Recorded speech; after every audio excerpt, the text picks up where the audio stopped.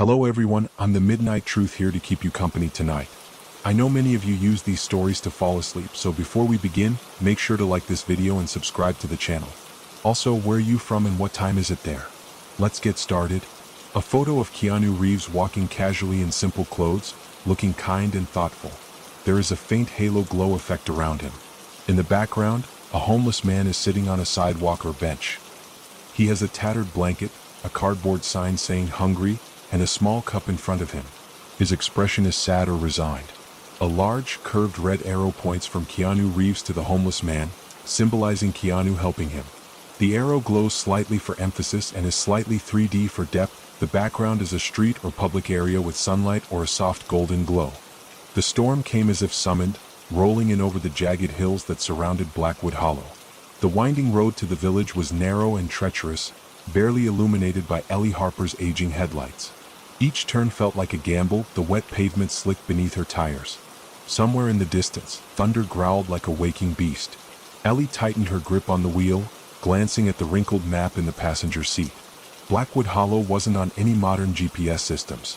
She had found its location scrawled in her late father's journal, a name surrounded by frantic notes and question marks. It didn't make sense then, but it might now.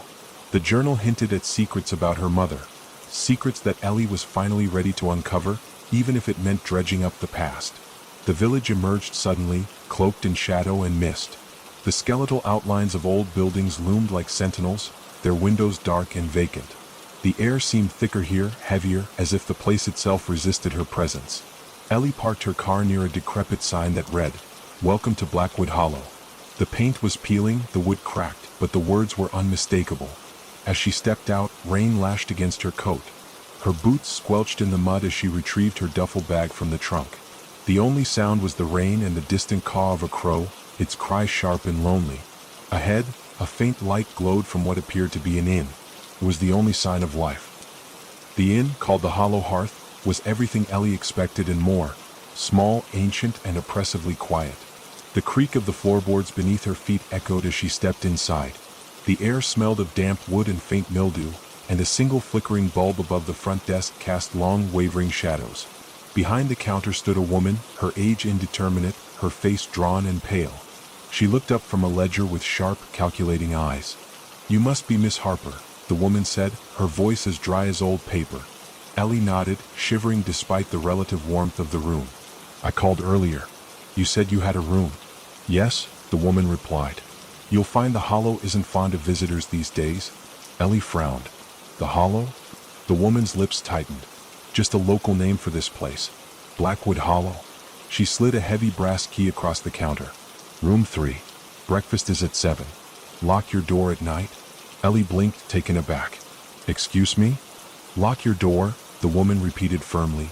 "And don't go wandering. This isn't the kind of place you want to lose yourself in." Ellie hesitated, but something in the woman's tone made her pick up the key without further questions. Room 3 was at the end of a narrow, dimly lit corridor. The wallpaper was yellowed with age, peeling at the edges, and the wooden floor groaned beneath her steps. As Ellie entered, she noticed the room was small but clean. A single bed with a threadbare quilt, a dresser, and a cracked mirror on the wall. Setting her bag down, she moved to the window. The view was as bleak as the drive-in. Twisted trees, dense fog, and the faint outlines of the hills beyond. She could barely make out the road she'd come in on. Ellie sighed, pulling the curtains shut. She sat on the edge of the bed and opened her father's journal. The pages were filled with cryptic entries about her mother, references to Blackwood Hollow, the word watcher scribbled repeatedly, and frantic warnings to stay away. She traced her finger over a sketch of a strange symbol her father had drawn. It looked like an eye, its pupil replaced with a hollow circle, surrounded by jagged lines.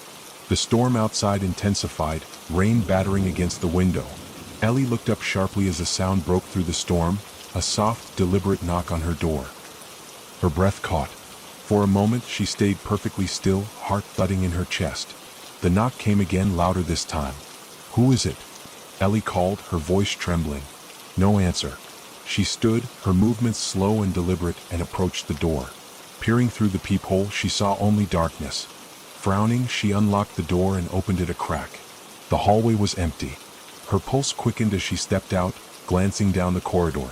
Shadows danced against the walls, flickering in time with the faulty light bulb overhead. "Hello," she called, her voice echoing. Nothing. Just as she turned to retreat back to her room, a child's laughter echoed faintly through the hallway.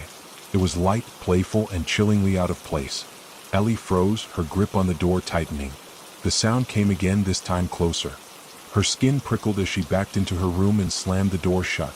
She locked it quickly, her breathing ragged. For the rest of the night, she sat on the bed, clutching her father's journal, the child's laughter echoing in her mind. Outside, the storm raged on. The whispering shadows ***. The morning brought a dim, gray light that filtered through the thin curtains of room 3. Ellie had barely slept, her mind replaying the eerie laughter and the empty hallway over and over. She checked her phone. It was still early, just after 6, but she couldn't stay in bed any longer. The inn was eerily silent as she stepped into the corridor. The warped wooden floor creaked under her weight, and the faint smell of damp lingered in the air. She paused by the locked door at the end of the hallway, the one she had noticed the night before. It was unmarked, its paint chipped and peeling. A soft chill prickled her neck as she leaned closer. From behind the door, she could have sworn she heard faint whispering. Downstairs, the common area was small but warm, a fire crackling in the stone hearth. The innkeeper, Mrs. Greta, sat behind the front desk, her bony fingers knitting something with black yarn. She didn't look up as Ellie approached. "Sleep well?" Greta asked, her voice flat. "Not really," Ellie admitted. "I heard sounds last night. Laughter. A child's laughter." Greta's knitting needles paused for the briefest moment before resuming their steady rhythm. "This is an old building. It creaks and groans. Your mind plays tricks in the dark." Ellie frowned. That's not what it sounded like. The older woman's sharp eyes met Ellie's, her expression unreadable. "Best not to dwell on things you don't understand. Breakfast is in the dining room." The dining room was empty save for a small table set with mismatched plates and a pot of lukewarm coffee. Ellie poured herself a cup, staring out the window. Blackwood Hollow looked no less foreboding in daylight. The thick woods that bordered the village seemed to shift with the wind, branches clawing at the misty air. As she sipped her coffee, a man entered. He was tall and wiry, with a face weathered by time and a faint smell of earth clinging to his clothes. "You must be the visitor," he said, pulling out a chair across from her. "Name's James. I take care of the grounds around here." "Ellie," she replied. "Ellie Harper," James said knowingly, his tone tinged with something she couldn't place. "Your name's been whispered around this place for years." Her stomach tightened. "What do you mean?"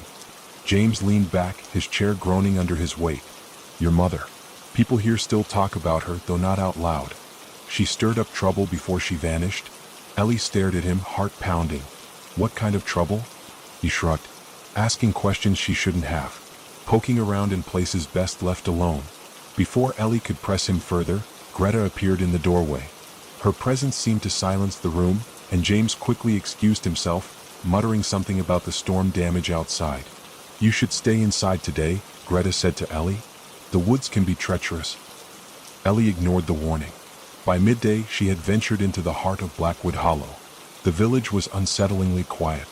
Most of the houses looked abandoned, their windows boarded up or shattered. A few shops remained, their faded signs swinging in the cold breeze. As Ellie wandered, she felt eyes on her. She turned, but the narrow streets were empty. Still, the sensation persisted, as if the entire village was watching her.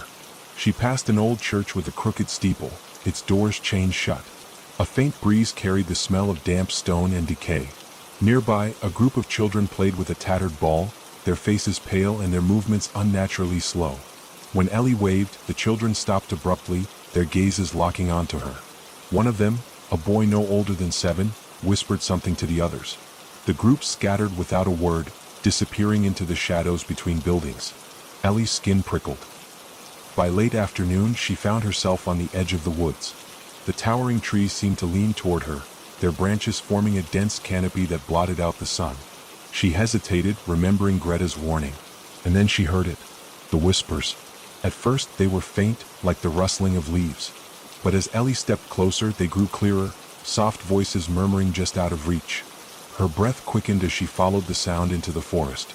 The air grew colder, and the ground beneath her feet turned soft and spongy. The trees closed in around her, their gnarled trunks twisted into unnatural shapes. "Hello," she called, her voice trembling. The whispers stopped. Suddenly, she felt a sharp tug on her scarf. She spun around, but no one was there. Her flashlight trembled in her hand as she scanned the woods, the beam cutting through the fog. Something moved at the edge of her vision, a shadow darting between the trees. Ellie's pulse raced as she backed away. Her foot caught on a root and she stumbled, landing hard on the damp ground. As she scrambled to her feet, a figure emerged from the mist.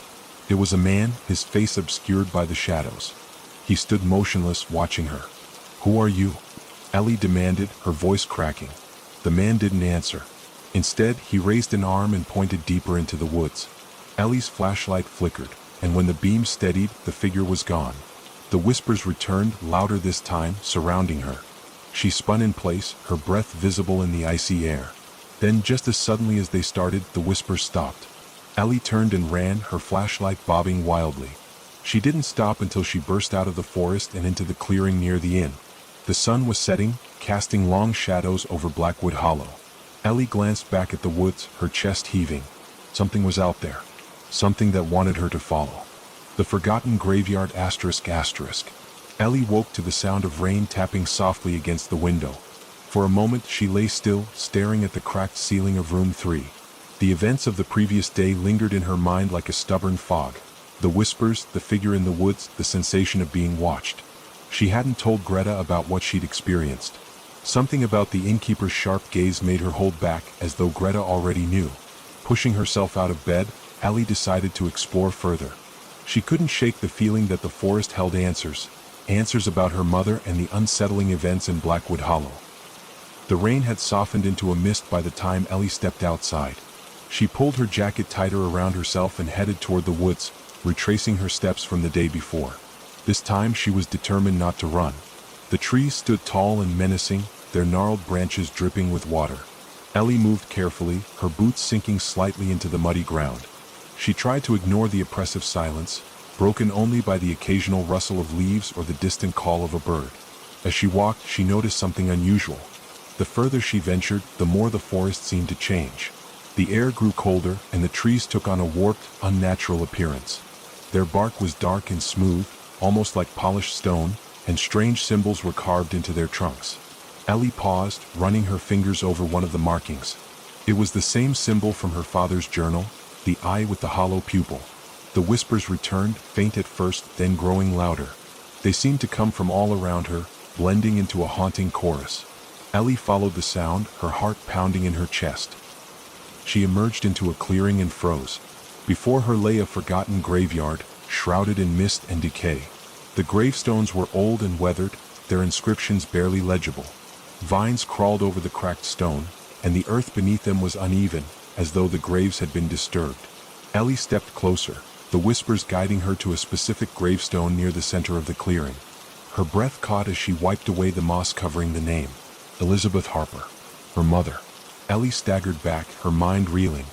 Her mother had disappeared when Ellie was a child, leaving only a note that said, "I'm sorry no one had ever found her." And yet here was her grave, deep in the heart of Blackwood Hollow. As she knelt to examine the gravestone, a faint weeping filled the air. Ellie froze, glancing around the clearing. "Hello," she called, her voice shaking. The weeping grew louder, more desperate, as if coming from the ground itself. The earth beneath her feet felt soft, shifting slightly with each step. Then she felt it. A cold hand brushed against her shoulder.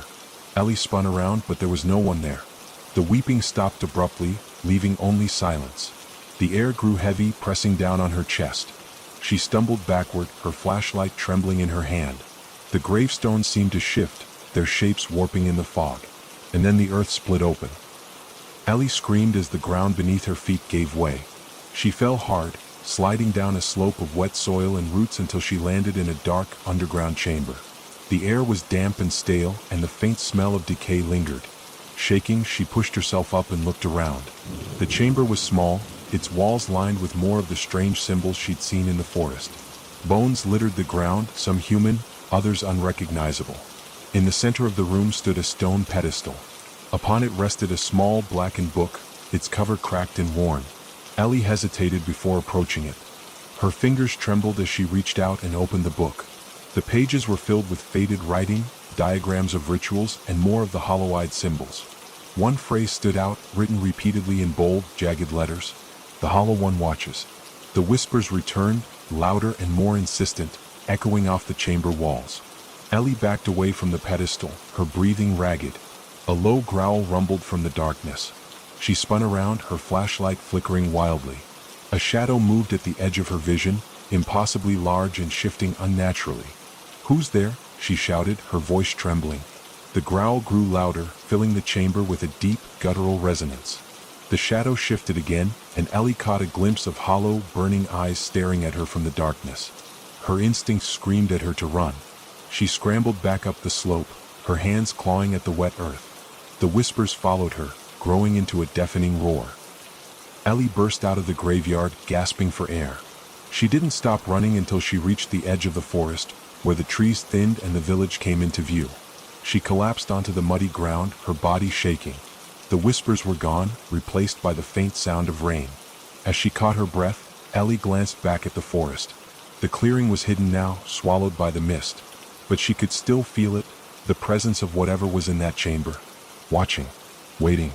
Ellie's hands shook as she gripped her coffee mug in the dining room of the inn. The rain outside hadn't let up, falling in a relentless drizzle that blurred the view of the village. Her mind replayed the events of the previous day, the graveyard, her mother's name on the headstone, and the monstrous presence in the chamber. The book she'd taken from the pedestal lay on the table before her, its blackened cover slick with grime. She had barely dared to open it since returning. The faint, acrid smell it emitted made her stomach churn. Greta entered the room carrying a tray of biscuits. Her eyes immediately landed on the book and her face darkened.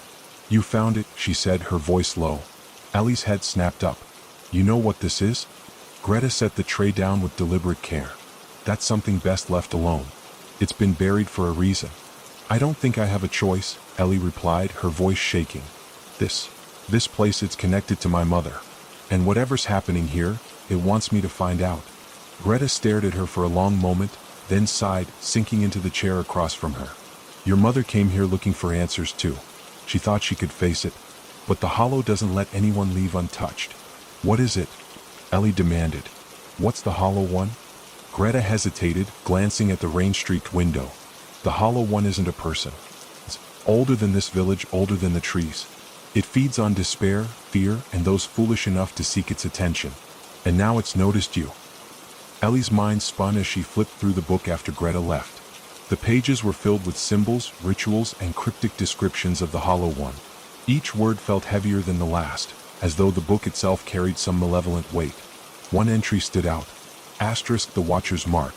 Those who bear it are chosen, drawn into the hollow's embrace. Beware the mark, for it binds you to its will. Asterisk. Ellie froze, her blood running cold. Her hand moved instinctively to her left arm, where a dull ache had been bothering her since the forest. Pulling up her sleeve, she gasped.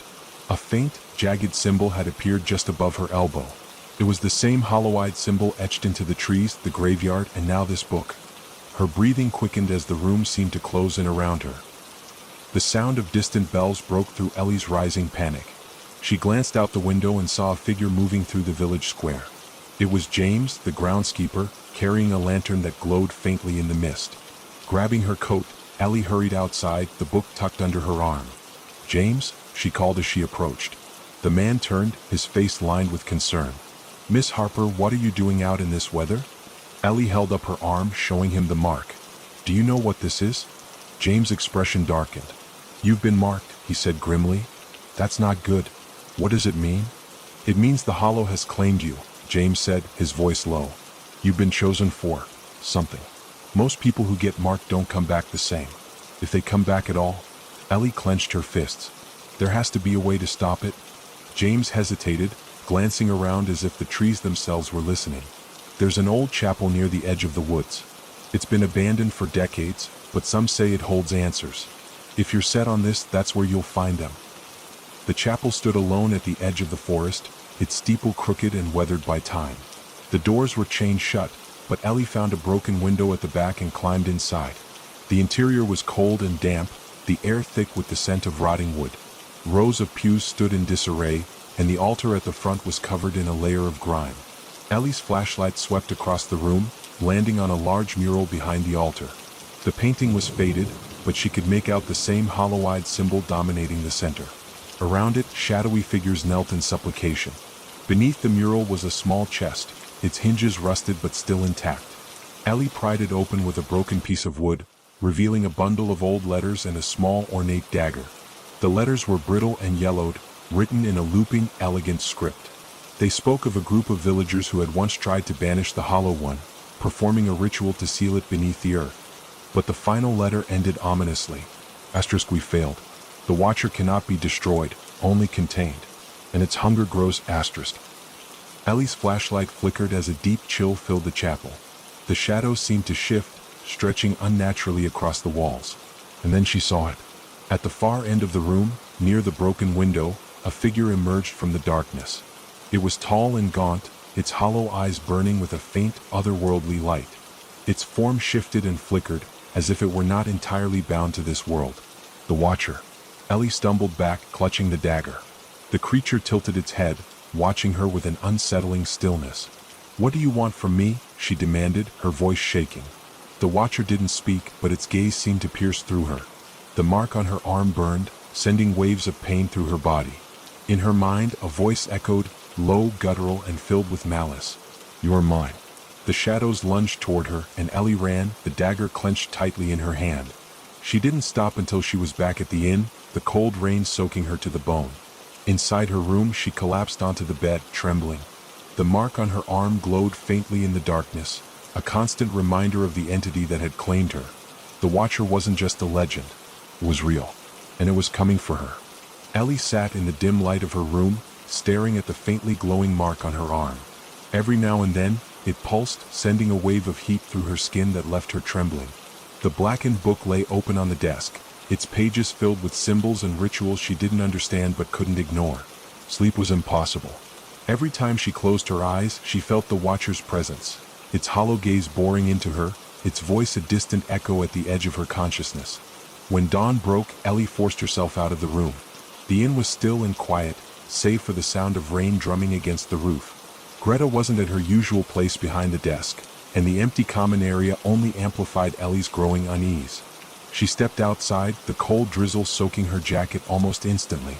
The village was cloaked in a heavy fog and the streets were empty. Even the faint movements of the children she had seen earlier were nowhere to be found. Her destination was clear. James had mentioned the chapel might hold answers, but the truth had only raised more questions. Ellie needed someone who could make sense of it all. James was at the edge of the village, repairing a broken fence near the woods. He looked up as Ellie approached, his face tightening when he saw the dagger tucked into her belt and the mark on her arm. "You're walking a dangerous path, Miss Harper," he said, his voice low. "I don't have a choice," Ellie replied. "I found letters in the chapel, letters about a ritual to contain the Hollow One, but they said it failed." What went wrong?" James set his tools aside, his expression grave. "The ritual required a sacrifice, a willing one. Without it, the Watcher's power couldn't be bound completely. The villagers were desperate, but no one was brave enough to take that final step." Ellie's throat tightened. "What kind of sacrifice?" James hesitated, glancing around as though afraid of being overheard. "The life of someone marked by the Hollow. Only their blood can hold its power at bay." Ellie's stomach churned as she took a step back. "You're saying I'm supposed to?" "I'm saying it's a choice," James interrupted, his voice firm. "But no one would blame you for running." "Most would." Ellie clenched her fists. Running wasn't an option, not if it meant leaving the Hollow One unchecked. Back in her room, Ellie pored over the blackened book, searching for anything that might offer another solution. The words seemed to blur and shift on the page, as though the book itself resisted her efforts to understand it. Hours passed, and the rain outside intensified. Ellie's eyes burned from the strain, and just as she was about to give up, a passage caught her attention.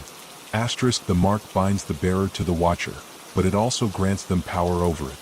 To sever the bond, one must face the Hollow One in its domain and invoke the ritual with the dagger as the keen asterisk." Her breath caught. The words were clear, but the implications were terrifying. She would have to go back into the woods, back to the graveyard and the chamber below. As night fell, Ellie gathered what little she had. The dagger, the book, and a flashlight were her only companions as she stepped into the misty darkness of Blackwood Hollow. The village was eerily silent, and the woods seemed to pulse with an unnatural energy. The trees loomed closer together, their twisted branches forming a canopy that blocked out the moonlight. Ellie's flashlight cast long, flickering shadows as she retraced her steps to the graveyard. The air grew colder with each step, and the whispers began again, faint but insistent. When she reached the clearing, she paused, her heart pounding. The graveyard looked different now. The gravestones seemed taller, their angles sharper, and the earth between them was freshly disturbed. Her mother's grave stood out in stark relief, the name etched into the stone glowing faintly in the darkness. Ellie knelt before it, her hand trembling as she touched the cold surface. "I'm sorry, Mom," she whispered. "I need to finish what you started." The chamber below was just as she remembered, cold, damp, and filled with a sense of foreboding. The pedestal stood in the center, empty now that she had taken the book. Ellie placed the book back on the pedestal, the dagger resting on top of it. The whispers grew louder, swirling around her like a storm. And then the Watcher appeared. Its hollow eyes glowed in the darkness, its form flickering and shifting like smoke caught in a beam of light. It didn't move closer, but its presence filled the chamber, suffocating and oppressive. Ellie gripped the dagger, her knuckles white. "I'm not afraid of you," she lied, her voice trembling. The Watcher tilted its head, and the mark on her arm burned with searing intensity. Its voice echoed in her mind, a low, guttural growl that sent chills down her spine. "Asterisk, you cannot escape me.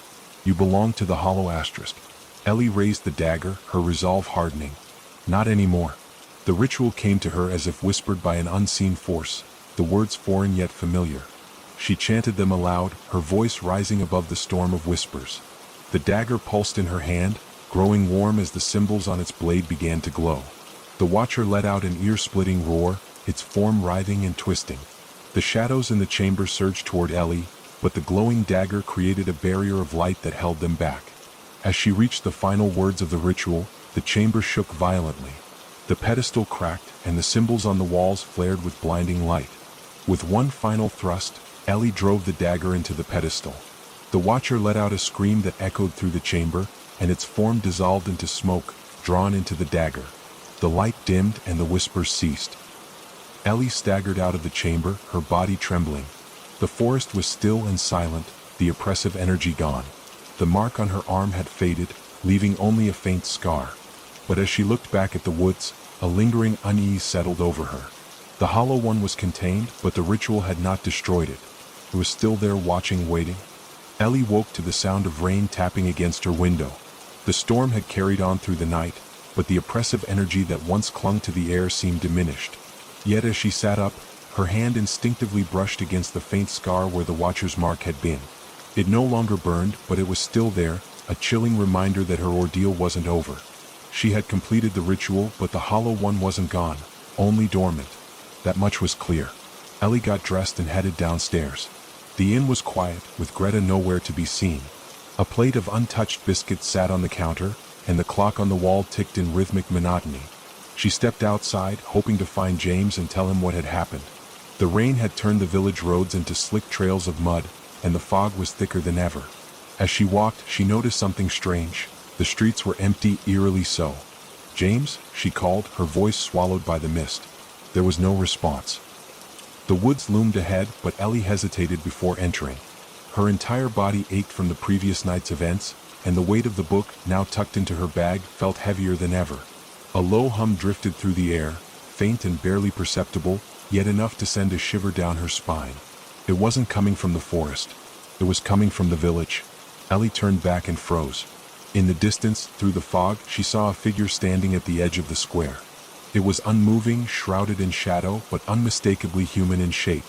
"Hello," she called. The figure didn't respond. Instead, it slowly raised its arm and pointed toward her. A sudden gust of wind swept through the village, carrying with it the faint sound of whispers, dozens of voices overlapping and indistinct.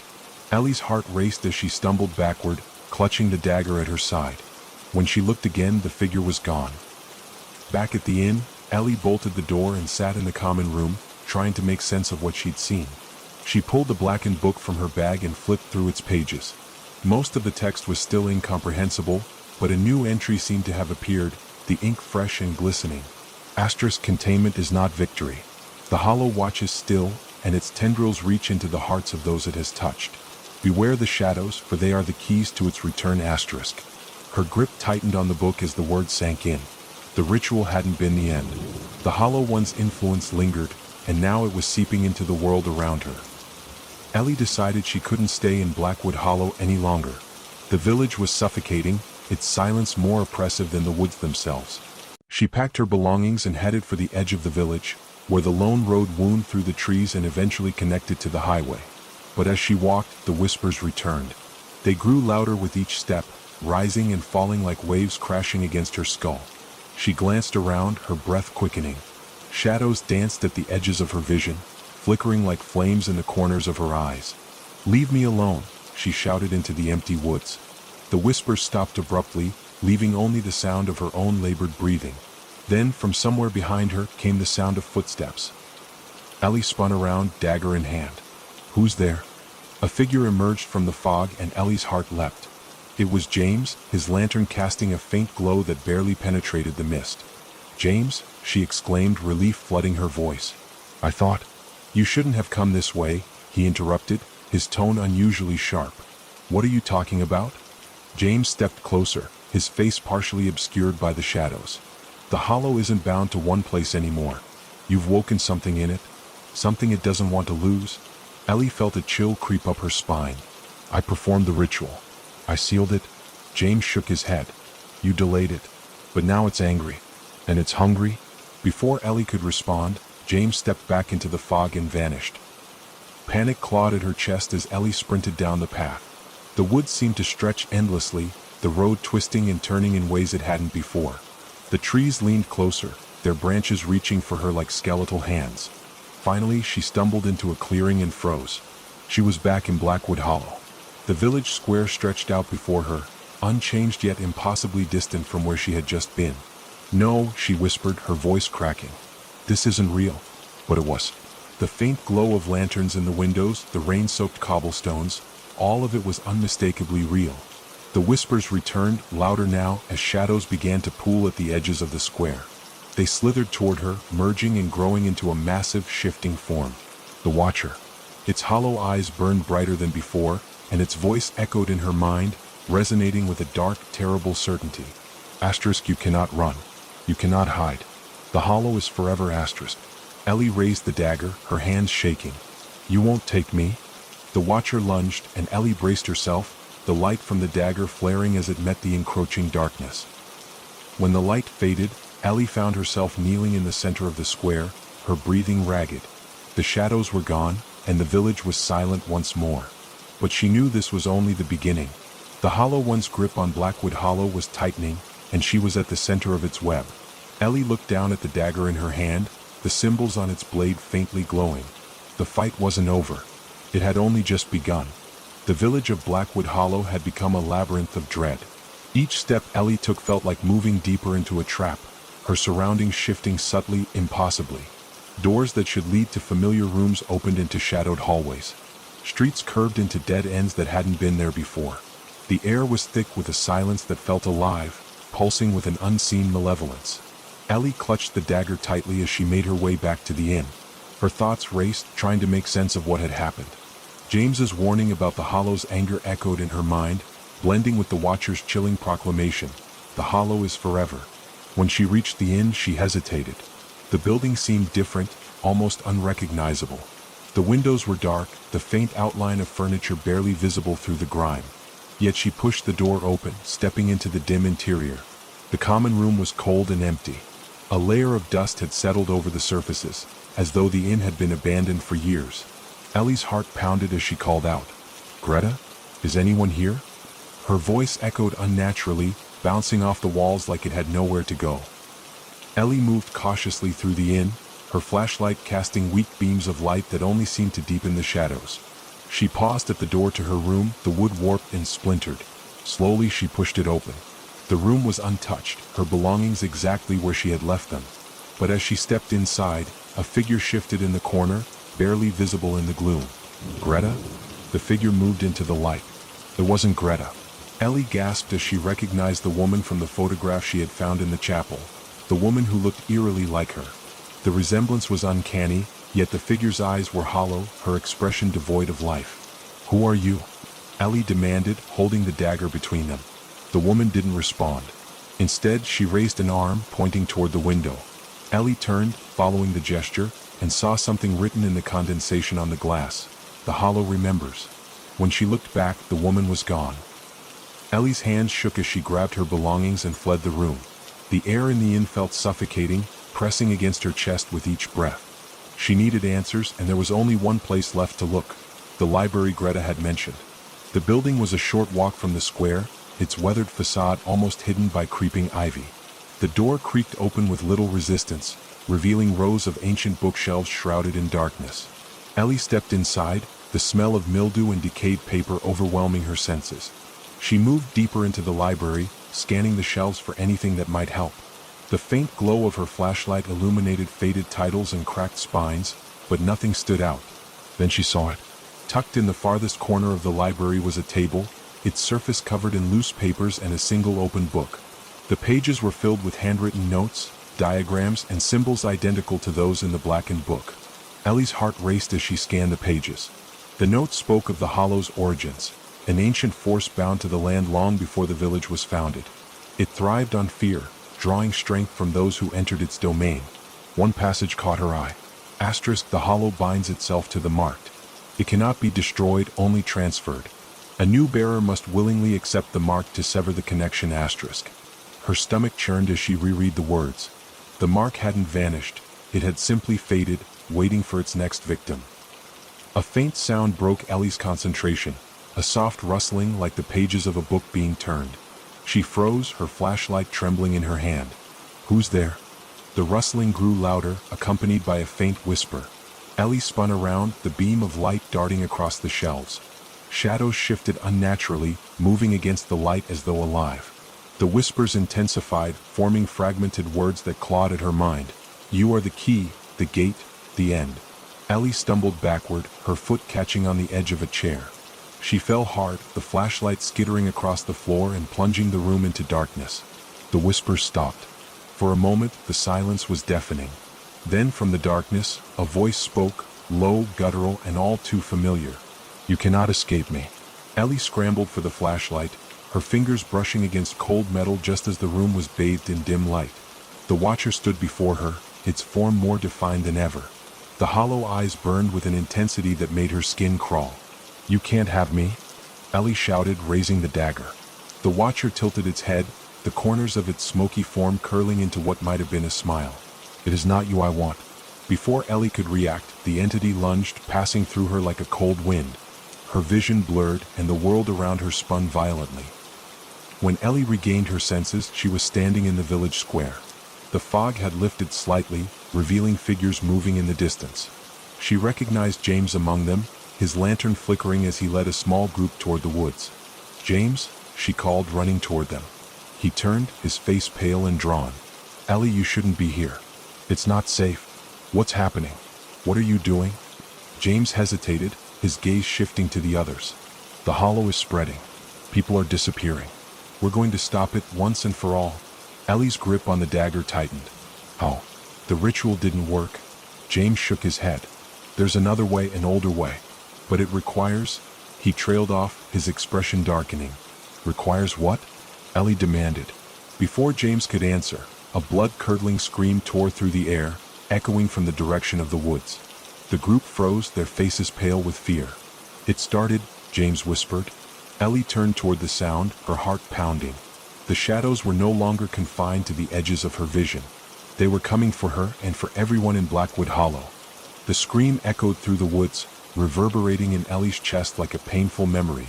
She could feel the terror in the air, thick and suffocating, clinging to her skin.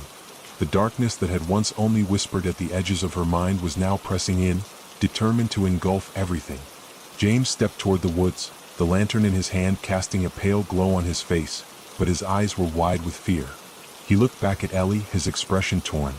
We don't have time for this, he said, voice low and strained. We have to go now. Ellie didn't need any more prompting. She followed him, the others, some of them strangers, others familiar faces from the village, falling into step behind her. The sound of their footsteps seemed unnaturally loud in the quiet, the rain-soaked earth beneath their feet squelching with every step. As they entered the woods, Ellie couldn't shake the feeling that they were being watched. The shadows seemed to pulse and shift around them, no longer static but alive, as if something was coiling in the dark just beyond their reach. The whispers began again, soft at first, barely perceptible like the rustling of dead leaves. Asterisk, it's too late. You're already mine, asterisk. Ellie's breath quickened. She tried to ignore the voice, but the words dug into her thoughts like thorns, leaving a trail of cold dread in their wake. She gripped the dagger tighter. James, she whispered, barely audible. What's going on? What did you mean by another way? James's face was grim as he turned to her. The hollow has always fed on fear and pain. But there's a ritual older than the one you tried, one that can sever its hold. At least for a time. Ellie frowned. For a time? What do you mean, for a time? We can't kill it, he said, his voice tight. The hollow is ancient, more powerful than anything we can fully understand. But if we perform this ritual, we can banish it. For now. Ellie swallowed, her throat dry. And you think it'll work? I have to believe it will. James looked ahead, his expression distant. Otherwise, there's nothing left for any of us. The deeper they went into the woods, the colder it became. The trees twisted unnaturally, their branches knotting together in ways that seemed to stretch the laws of nature. It felt like they were no longer walking in a forest, but in some strange otherworldly place. A place that bent the very fabric of reality. Suddenly, a figure appeared in the distance, standing in the middle of the path ahead. It was a woman, her long, dark hair streaming behind her like tendrils of smoke. Her eyes were hollow and her face was gaunt, the skin stretched tight over her skull. She stood motionless as if waiting for them. Ellie's breath caught in her throat. Is that? James nodded, his face pale. It's Greta. He trailed off, his voice choked with emotion. Ellie stepped forward, her instincts telling her to approach cautiously, but as she moved closer, the air around the woman shimmered, warping like a mirage. The figure began to flicker, its form distorting and shifting as though it wasn't entirely real. Then the whispering came again, louder this time, filling the air with its twisted chorus. Asterisk, she's not Greta anymore. None of you are real. None of this is real, asterisk. The woman's face split into a grotesque grin, and her voice joined the chorus, a distorted version of her own. You've come to play in the Hollows game, she said, her voice both familiar and wrong. And now you'll all be part of it. Ellie's heart raced as the woman's form continued to warp, her body elongating unnaturally. The air was thick with an oppressive energy, like the world itself was buckling under the weight of something ancient and hungry. Run? James shouted, his voice frantic. But it was too late. The woman, no, the thing that had once been Greta, lunged forward, a mass of shadows and sinew. Ellie barely had time to react before the thing's form dissolved into smoke, surging around her like a wave. The world shifted again, and Ellie found herself standing in a vast, empty void. She was still holding the dagger, but the others, James, the villagers, the woods, had all vanished. The whispers intensified, clawing at her mind. Asterisk, you cannot escape. You are the Hollows now. Forever, asterisk. Ellie tried to move, but her feet felt rooted to the ground. The darkness pressed in from all sides, thick and suffocating. She struggled against it, the weight of the air pressing against her chest. And then, in the midst of the growing terror, a figure emerged from the darkness. It was the Watcher. Its hollow eyes glowed brighter than ever, its form towering over her like a giant shadow. You will understand soon enough, it said, its voice a low rumble that seemed to shake the very ground beneath her. Asterisk, you are bound to the hollow now. There is no escaping what you've become, asterisk. Ellie raised the dagger, her hands shaking. She wasn't ready to accept that. She couldn't let this thing, this darkness, consume her. The Watcher tilted its head, its grin widening. Asterisk, your fight is futile. The hollow cannot be defeated by those who are part of it, asterisk. Ellie's grip tightened on the dagger. There had to be something she could do. She had to hold on to keep fighting. She couldn't let it take her. With a cry, she lunged forward, thrusting the dagger into the darkness itself, into the form of the Watcher. The darkness splintered like glass, shattering with a deafening crack. Ellie fell to her knees, gasping for air as the world around her began to crumble. The whispers faded, the oppressive weight lifting from her chest. She was back in the woods, the path stretching out before her. But there was no sign of the others. No sign of Greta. Just silence. Ellie stood, her legs unsteady, and looked around. Had it been a dream? A vision? Or had she truly entered the hollow itself? She didn't know. But she knew one thing for certain. The hollow wasn't finished with her. And it would never let her go. The silence that had descended upon Ellie was more unsettling than the screams, the whispers, and the shadows that had chased her through the woods. It hung in the air like a heavy fog, suffocating her thoughts and drowning her in an eerie stillness.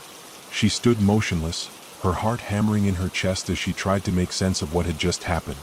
The darkness had shattered, but the Watcher's voice still echoed in her mind. The Hollow cannot be defeated by those who are part of it. Ellie didn't know what that meant, but the sense of being trapped, the knowledge that something had changed, was undeniable. She had entered the Hollow, and something about her had shifted. For the first time since she had arrived in Blackwood Hollow, Ellie didn't feel like herself. It was as if the land had claimed her, marked her, and she wasn't sure she could ever escape. She looked down at the dagger still clutched in her hand, the cool steel glinting in the pale light. Her grip tightened, but a new question haunted her. Was it a weapon, or was it just another part of the curse? The air grew colder as she moved deeper into the woods, her footsteps now muffled by the thick layer of fallen leaves and wet earth. There was a palpable sense of urgency in her every movement, as if something terrible was waiting just beyond the horizon. The fog had returned, creeping in like a living thing, wrapping around the trees and clinging to the underbrush. She couldn't see more than a few feet ahead, but she knew the woods had changed. They were no longer the same as they had been when she first entered. The Hollow had marked them just as it had marked her. Ellie's thoughts were interrupted by a sound, a soft thump, followed by a faint rustle, like something moving in the underbrush. Her pulse quickened. It's nothing, she told herself, forcing her body to keep moving forward. Nothing but the wind. But as she moved deeper into the fog, the feeling of being watched grew more intense, as though the very trees were alive and aware of her presence. Her breath quickened as the thumping sound continued, growing louder, closer. Then, with a sudden crack, something large moved in front of her, blocking her path. Ellie froze. A tall figure loomed in the mist, just within reach of her flashlight's beam. The figure was humanoid but distorted, its outline stretching and warping like a shadow in the fog. It was tall, too tall, and its limbs were too long, too thin. It didn't move like a human, more like a puppet on invisible strings. And it was staring right at her. Ellie's heart skipped a beat as the figure stepped closer. Its face was a patchwork of human and animal features, its eyes glowing faintly with a cold, dead light. There was something wrong with its proportions, its gait, its very existence. She backed away slowly, her hand still clutching the dagger. The thing continued to approach, its steps silent but deliberate. "Stay away," Ellie whispered, her voice shaking. The figure stopped, its head tilting to one side as it regarded her with an unsettling curiosity. It didn't speak, but Ellie felt the weight of its gaze as though it were burrowing into her very soul. Then, in a voice that was not a voice at all, a deep, guttural rasp echoed in her mind. Asterisk, the Hollow knows you. It knows your blood, asterisk. Ellie's breath caught in her throat as her mind flashed to the faded symbol on the wall of the chapel. The symbol she had seen in the book. The one that matched the mark on her arm. Her blood. The figure moved again, its long arms reaching out, its fingers stretching unnaturally toward her. Ellie's instincts kicked in, and she brought the dagger up to defend herself. But before she could strike, the figure vanished, disappearing into the fog as if it had never been there at all. Ellie stood frozen for a long moment, the silence pressing down on her.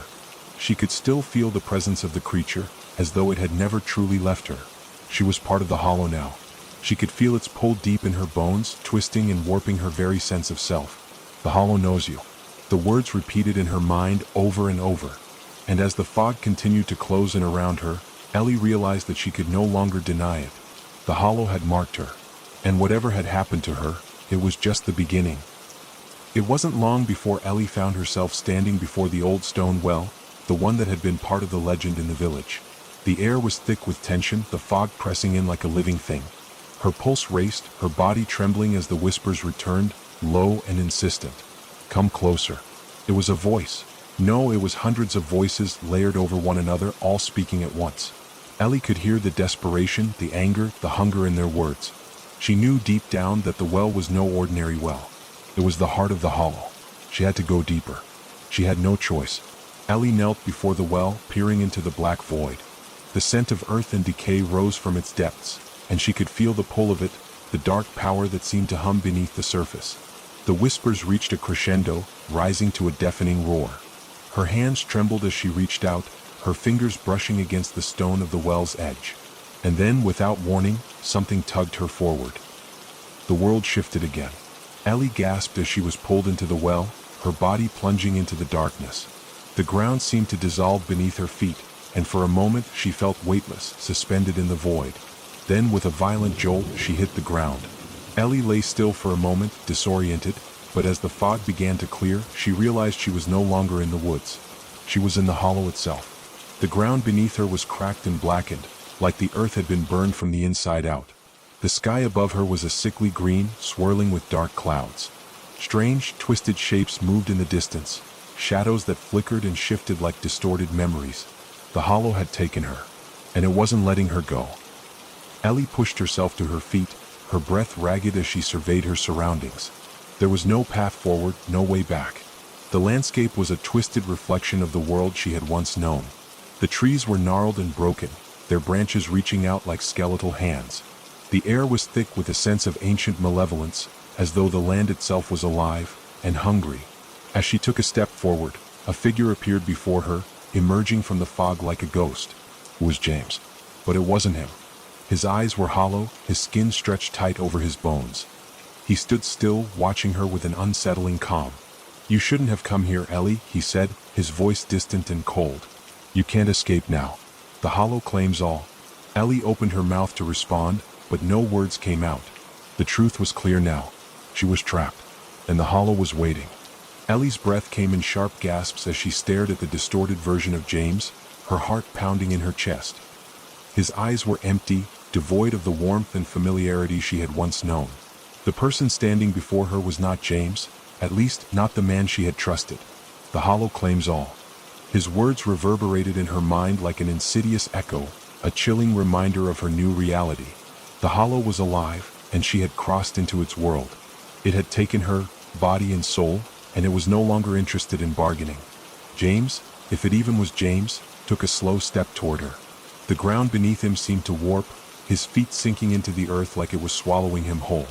The air around him crackled with a palpable energy, a dark force that made Ellie's skin crawl.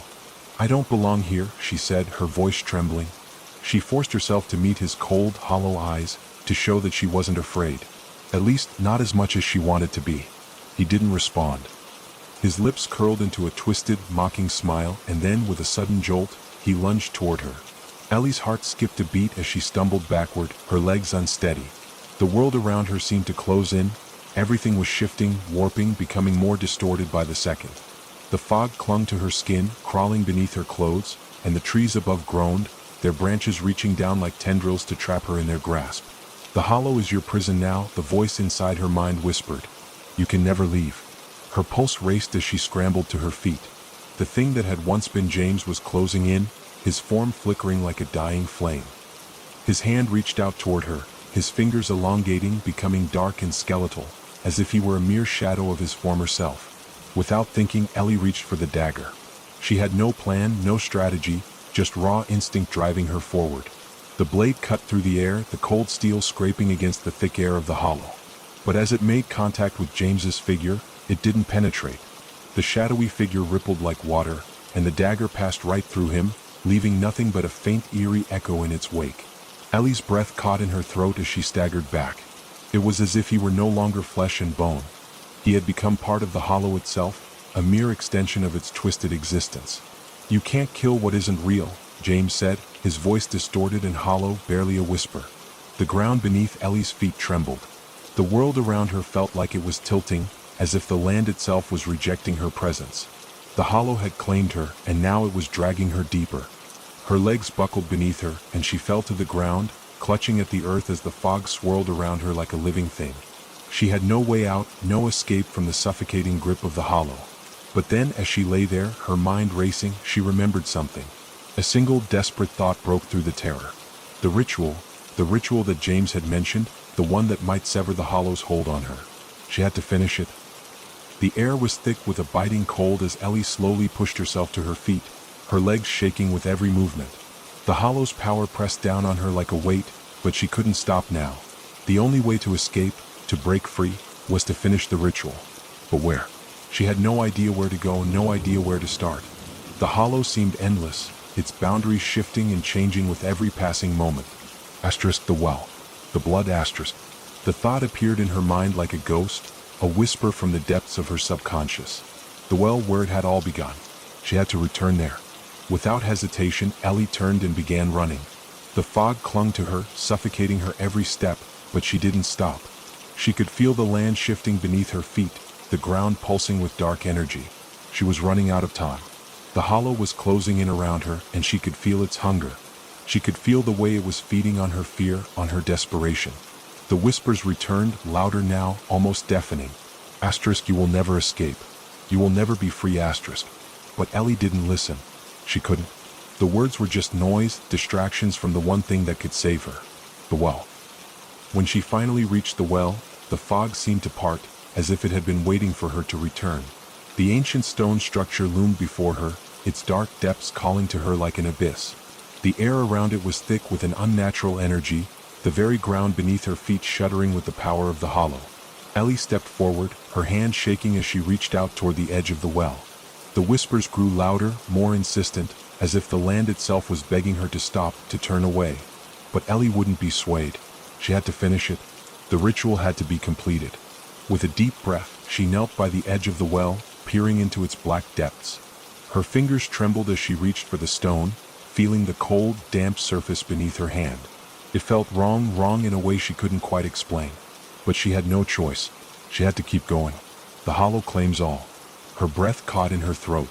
The words echoed in her mind, and she knew they were true. But they didn't have to be. Ellie drew a deep, shuddering breath and closed her eyes. The dagger felt heavy in her hand. She could almost feel its power humming, its cold steel vibrating in her grasp. Then, with a swift motion, she cut her palm.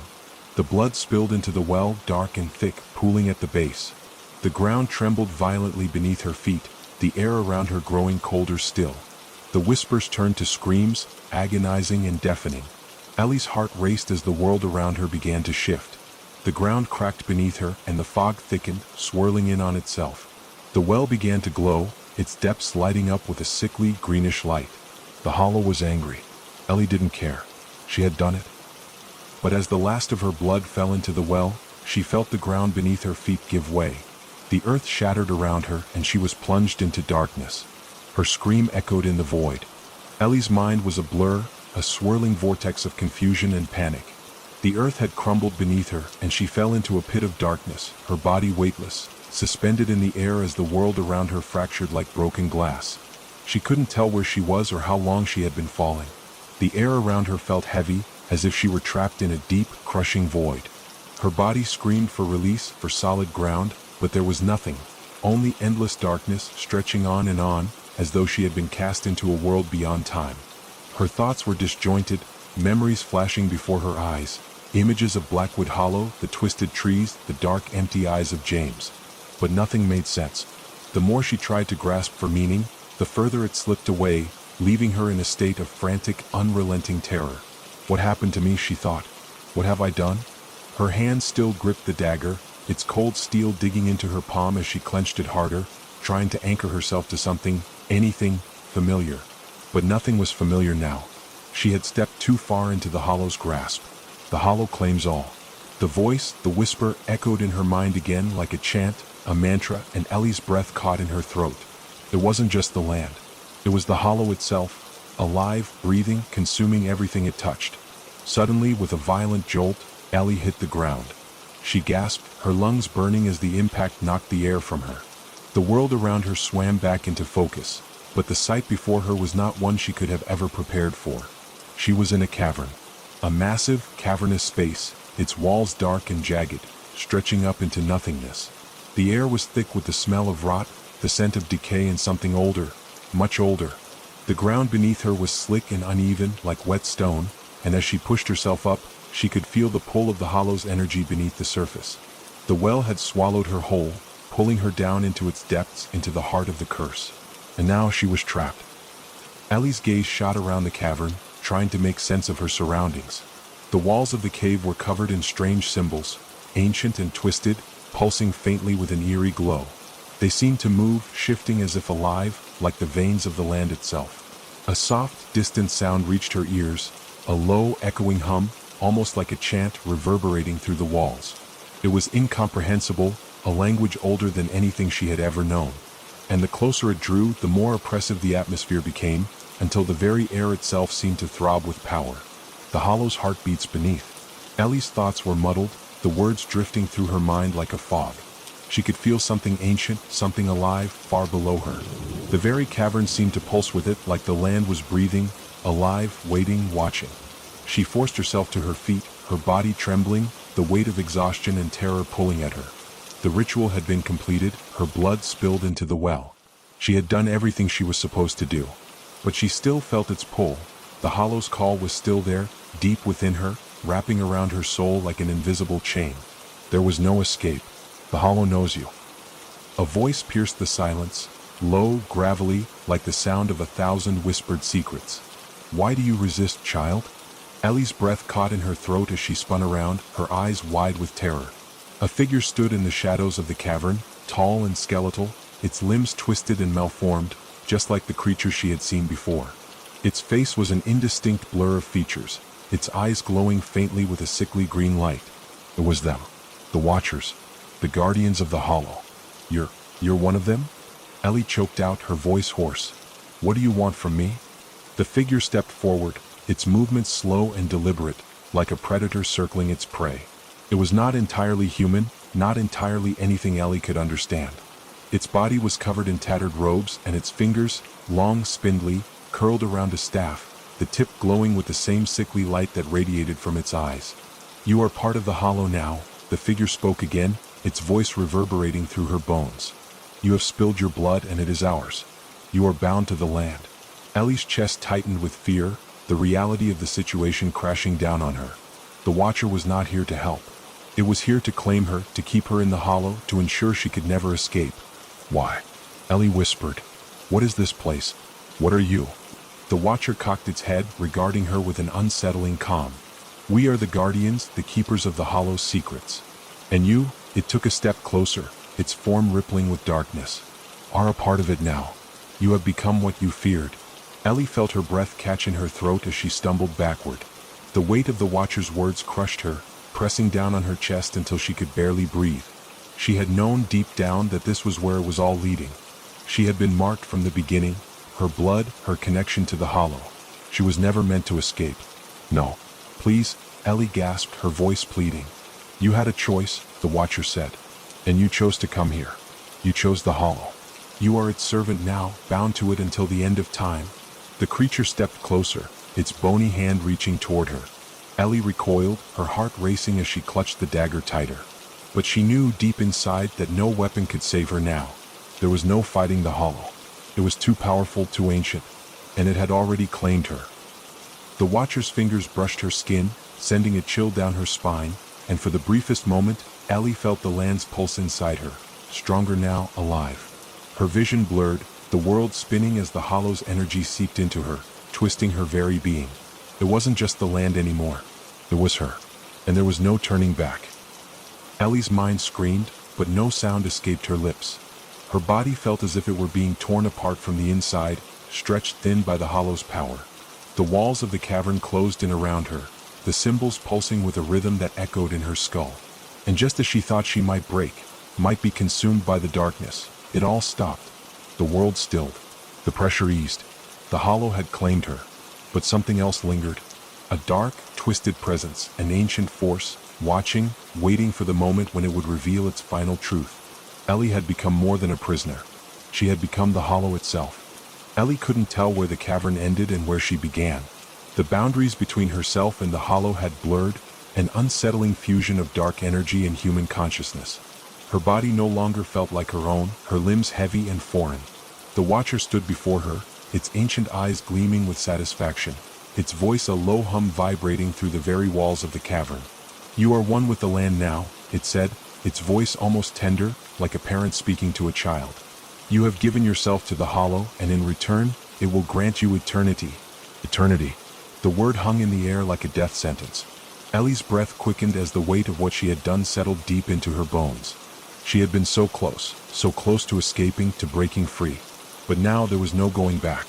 The land had claimed her, and the Hollow was forever a part of her. Ellie tried to move, tried to fight the cold, clammy grip of the land that seemed to pulse beneath her skin. But it was no use. The Hollow's power was too strong, too ancient, too alive to be resisted. The land felt like it was seeping into her, the energy filling every pore, every cell, until there was no part of her that hadn't been touched by its darkness. Stop. she whispered, her voice trembling. Please? The Watcher's hollow eyes softened, but its smile remained cold and unyielding. You ask for mercy, but the hollow shows none. You chose this fate when you spilled your blood into its depths. Now you are its keeper, its servant, its child. You belong to it. Ellie tried to take a step back, but the air around her seemed to resist her movement, the very ground beneath her feet curling upward like hands reaching to drag her deeper into the hollow. Every breath felt like it was suffocating her, every heartbeat ringing with the knowledge that there was no escaping the curse that had bound her to this forsaken place. But then, through the heavy fog of despair, a memory flickered in her mind. James. She remembered him, his face, his voice, the way he had reached for her when the darkness began to take hold. His eyes, filled with fear and love, as they had stared at her one last time before the hollow consumed him. She had failed him. She had failed herself. But it wasn't too late, was it? No, it couldn't be. Ellie clutched the dagger tighter, her hands shaking violently as she struggled against the suffocating grip of the land. The Watcher's presence was suffocating, but in her heart, Ellie felt the flicker of something. A spark. A tiny ember of defiance that refused to die. With all the strength she could muster, Ellie raised the dagger high above her head. The symbols carved into the cavern walls glowed, pulsing with dark energy, but this time, Ellie didn't feel fear. This time she felt anger. The hollow had taken everything from her, her past, her future, the people she had loved. But it hadn't taken her will. I will not belong to this place. With a primal scream, Ellie drove the dagger into the stone floor, her body shaking with the force of her action. The cavern trembled beneath her, and the earth seemed to groan in protest. The symbols on the walls flickered and warped, the cavern shaking as though the very foundations of the hollow were being torn apart. The Watcher stepped back, its eyes narrowing. Foolish girl, it hissed. You cannot destroy what is eternal. But Ellie wasn't listening. She couldn't. The world was spinning around her, the cavern warping, the land shaking as though it was alive and dying all at once. The hollow's pulse was fading, weakening. The walls of the cavern cracked and splintered, the energy of the land recoiling from her defiance. She had pierced the heart of the hollow with the dagger, the one weapon that could sever the land's hold on her. And as the last of her strength faltered, Ellie felt it. The hollow was letting go. She wasn't part of it anymore. She was free. The world around Ellie shifted and churned, the blackness of the cavern dissolving as if it had never been there. She felt herself being pulled upward, pulled toward the light, toward the surface.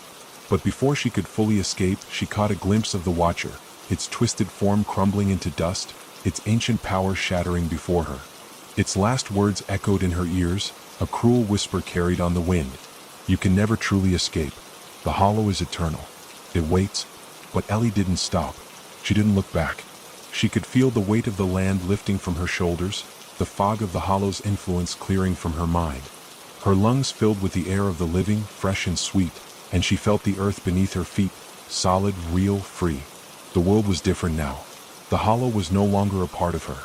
But there was still a lingering presence, a shadow that followed her, watching from the depths of the forest.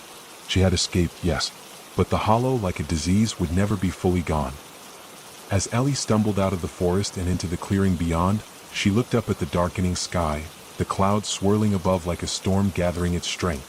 The weight of her escape felt hollow, like a victory that came at too high a cost. And in the distance, far beyond the trees, she saw it. The shape of Grimwood House, looming over the landscape like a silent sentinel, its windows glowing with an unnatural light. The hollow was not gone. Not yet. It would wait, and it would claim again. Story 2. The fog clung to the earth like a shroud, swallowing the road ahead. It wasn't thick enough to obscure the headlights, but it was dense enough to make everything feel unreal, as if the world was holding its breath. Elliot Grayson tightened his grip on the steering wheel, the tires of his car crunching over the gravel with a sound that seemed too loud for the quiet night. He glanced in the rearview mirror, half expecting to see the remnants of a passing car, but it was just him, alone in the darkness. His phone buzzed once in the passenger seat. He didn't look at it. The small town of Pine Hollow had always been an afterthought for Elliot, a place he had never heard of until his car broke down on the outskirts. And yet, somehow, it felt like he'd been drawn to it. A forgotten town, tucked away at the edge of the world, hidden behind forests and steep hills. It didn't look like much, just a collection of old houses, crumbling signs, and forgotten dreams. But something about the place felt off. He could feel it in the air, the oppressive weight of isolation. The strange stillness that hung in the air, too thick for comfort. Something about the fog made him feel like he wasn't quite in the world anymore. The night seemed to go on forever, and every mile he drove made him feel farther from civilization. There was no sign of life, no lights from houses, no movement. It was as if the town had been abandoned. Yet there was something unsettling about the silence, like it was waiting for him. As the car rolled to a stop in front of a large, imposing manor, the headlights illuminated the twisted shape of Grimwood House. Its windows were dark, and the jagged silhouette of the roof seemed to stretch into the sky like the outstretched fingers of some forgotten beast. It was an old house, that much was clear. The once white paint had long since peeled away, leaving behind a peeling skeleton of a forgotten past. Elliot couldn't help but feel that he had made a mistake. But it was too late now. The road back was just as empty, and there was no other place to go. With a sigh, he grabbed his duffel bag and stepped out of the car. The chill hit him immediately. It wasn't just the cold air, it was the feeling that something was wrong, that something was watching him. He shoved the thought aside. He was tired, and the house was at least shelter from the cold. As he walked up the creaking steps to the front door, his shoes scraping against the weathered wood, he noticed the faint smell of decay in the air. It was the same feeling he had when he visited his grandmother's house after she passed, an old, forgotten smell. He knocked 3 times.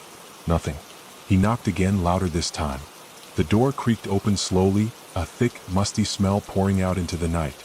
The interior was dark, but there was something about it that felt welcoming, as if it had been waiting for him.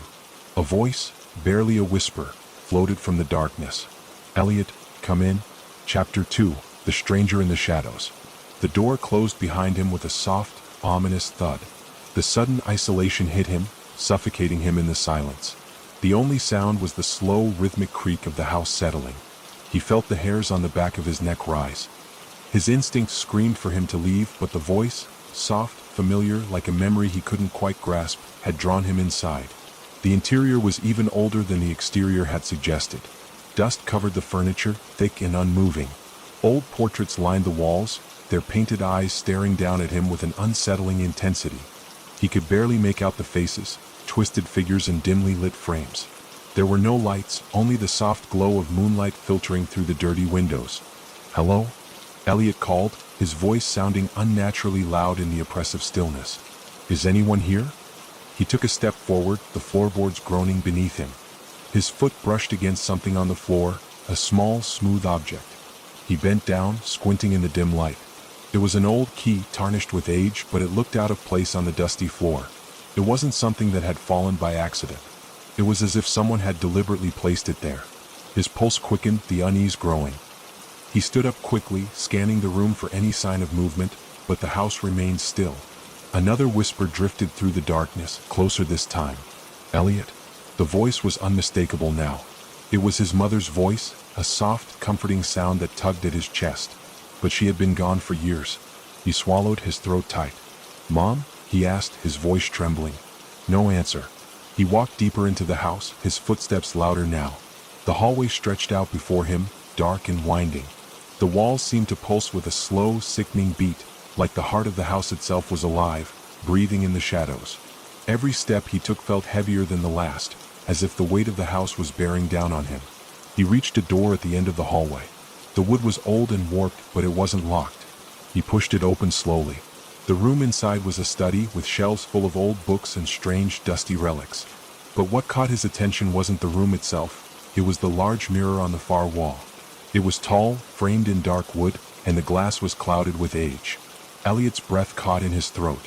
In the reflection, he saw something that shouldn't have been there. A figure standing behind him, just out of view. He whipped around, but there was no one there. The room was empty. Yet, in the mirror, the figure remained.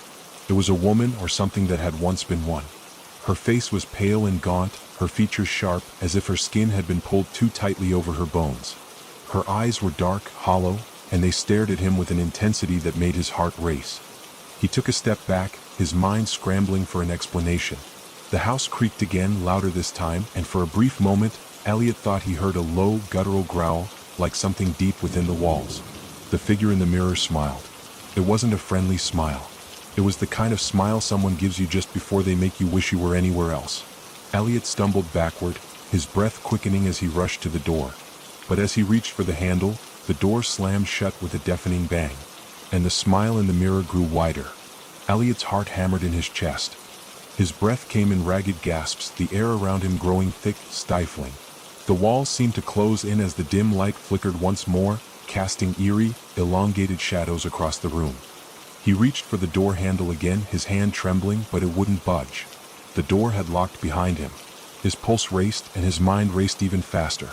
Panic clawed at the edges of his sanity, the room around him narrowing to a cold, suffocating space. The mirror. He couldn't take his eyes off it. The woman, her twisted smile, lingered in his thoughts like a poison, infecting everything. He turned back to the reflection, his stomach twisting in knots. But now the figure was different. She had moved. Not physically, but in the mirror, her head tilted, her hollow eyes widening as she stared directly at him. He could feel her gaze, feel the weight of her malice pressing down on him. It was as if she knew him, knew everything about him. Elliot's thoughts scrambled, but the only thing he could focus on was the mirror. The dark glass seemed to swallow him whole. He tried to look away, tried to force himself to breathe, but it felt like something invisible was pulling him back, like the reflection was alive and tugging him deeper into its depths. The growl echoed again, louder this time. It was closer, unmistakable, a low rumble that vibrated through the walls, shaking the floor beneath his feet. His mind couldn't catch up with the terror. His legs felt weak. His body swayed as though he were about to collapse. Then the woman in the mirror spoke. Her voice was a rasping whisper, a voice that belonged to someone who had been dead for far too long. Elliot, her lips didn't move, but the sound, sharp, unnatural, crawled into his ears. You shouldn't have come. The words felt like a cold hand wrapping around his throat, tightening with every breath. He stumbled back, slamming into the wall behind him, eyes never leaving the glass. The mirror reflected his panic, his disbelief, but it was too much. It felt like the room was shrinking, like the walls were folding in on him, and that damn growl, low and guttural, still reverberated from somewhere deep within the house. He reached for his phone. Maybe he could call for help. Maybe there was a signal, maybe someone could hear him. But as his fingers brushed against the screen, it flickered and died. No signal. No hope. Just darkness. The growl rose again, louder, more intense. He felt a vibration in his bones. This wasn't just a noise. This was something alive. Something hungry. Without thinking, he turned and ran. The room blurred as he sprinted for the door, heart pounding in his chest. His shoes slapped against the floor, the sound echoing until, without warning, he collided with something. The air exploded from his lungs and he fell back, hitting the cold floor hard. There, standing in the doorway, was a man. Tall, gaunt, his face obscured by shadows. His eyes glinted in the dim light, burning with a cold, predatory gaze. His expression was unreadable, like he had been waiting for Elliot, waiting for him to arrive. You shouldn't be here, the man said, his voice cold as ice. It was calm, measured, as if he were stating an undeniable truth. Elliot scrambled back, panic clawing at him. Who are you? He scrambled for his feet, trying to distance himself, but the man moved closer. A chill ran down Elliot's spine as the man's silhouette seemed to blend with the shadows, his form stretching unnaturally, as though the darkness itself was trying to swallow him whole. Leave, the man whispered, his voice barely audible, yet sharp, cutting through the air like a knife. Leave now before it's too late. Elliot's mind raced. What's going on here? He demanded, but the man's only response was a soft, sickening laugh, as though the answer was so obvious, it was almost laughable. The man raised a hand, and Elliot froze as a dark, smoky fog began to creep in from the corners of the room. It twisted, snaking toward him like something alive, and he could feel its coldness, its pull wrapping around him. Get out of this house, the man repeated, but this time, his voice carried something more, a threat, a promise of violence. Get out of this place or you'll never leave. Elliot stumbled back, his hands pushing against the walls, his mind scrambling for an exit. But no matter where he looked, the door remained shut. The house, the walls, the fog, it felt alive, like it was playing with him, trapping him in its maze of nightmares. The man stepped closer, his face now coming into full view. His features were sharp, angular, twisted with age and wear. His skin was pale, almost translucent, and his eyes, those eyes, were too dark, too deep. They were hollow, empty, and they stared at Elliot like an animal studying its prey. You think you can leave? The man whispered. You've already stepped into it? Elliot's chest tightened. He couldn't breathe, couldn't think. His mind was swimming in a haze of confusion and terror, and everything he thought he knew felt like a distant memory. Then the ground shook. A violent tremor rattled through the house, knocking Elliot off his feet. The walls groaned as though the house itself was alive, struggling to contain the darkness that was creeping through it. The man in the doorway didn't flinch. He didn't move. He just stood there, his cold eyes never leaving Elliot's face. And as the tremor intensified, the air grew heavier, the growl from the depths of the house rising to a deafening roar. It sounded like something alive, something terrible, rising from the bowels of the earth. Elliot tried to get up, to run, but his body betrayed him. His limbs felt heavy, sluggish, like he was moving through water. The darkness around him seemed to grow thicker, swallowing him whole, until all he could see were the man's eyes, dark, endless, pulling him in. "Get out now," the man's voice cracked, a strange urgency replacing the calm indifference. "Before it's too late. The Watcher has awoken." Elliot's mind couldn't process the words, but they lingered in the air like a poison, tainting everything. The Watcher. A name, a force, something he was not supposed to know. But it was too late. The fog was everywhere, closing in, suffocating him. And then, just as quickly as the tremor had begun, it stopped. Silence. Dead silence. But the fog remained, and the figure in the doorway didn't move. It stared at him, waiting for something to happen. Elliot could hear the thudding of his own heartbeat, each pulse an agonizing reminder that he was still alive, still trapped in this suffocating nightmare. The fog swirled around him, cold tendrils creeping beneath his skin, filling the room with a tangible, stifling pressure. His breath came in sharp, shallow gasps, but it didn't seem to matter. The air was thick and oppressive, as if the house itself was trying to choke him. The man in the doorway stood unmoving, his dark eyes fixed on Elliot with a relentless intensity. It was impossible to look away from those eyes. Something about them was magnetic, like they held some ancient secret. Something buried deep beneath the house, something that was watching him. "You felt it, haven't you?" The man's voice broke through the oppressive silence, slow and deliberate, like a patient predator savoring the moment. That thing that's awake now." Elliot's throat went dry. He wanted to scream, wanted to demand answers, but his voice caught in his throat. There was something in the air that made him feel small, insignificant, as if his very existence was secondary to whatever malevolent force lingered in the house. He couldn't even bring himself to ask what the Watcher was. It was as though the words themselves were too dangerous, too potent to be spoken aloud. He finally found his voice, strained and desperate. "Who are you?" The man took a slow step forward, and Elliot instinctively took a step back. His eyes flickered toward the window, desperate for a sign of the outside world, but the fog had thickened. The view beyond the glass was a blur of shifting shadows. It was as though the house had become its own isolated pocket, separate from everything else. The man gave a faint, cold laugh, a sound that sent a shiver down Elliot's spine. "Who am I?" he repeated, as if savoring the question. "I'm no one and everyone.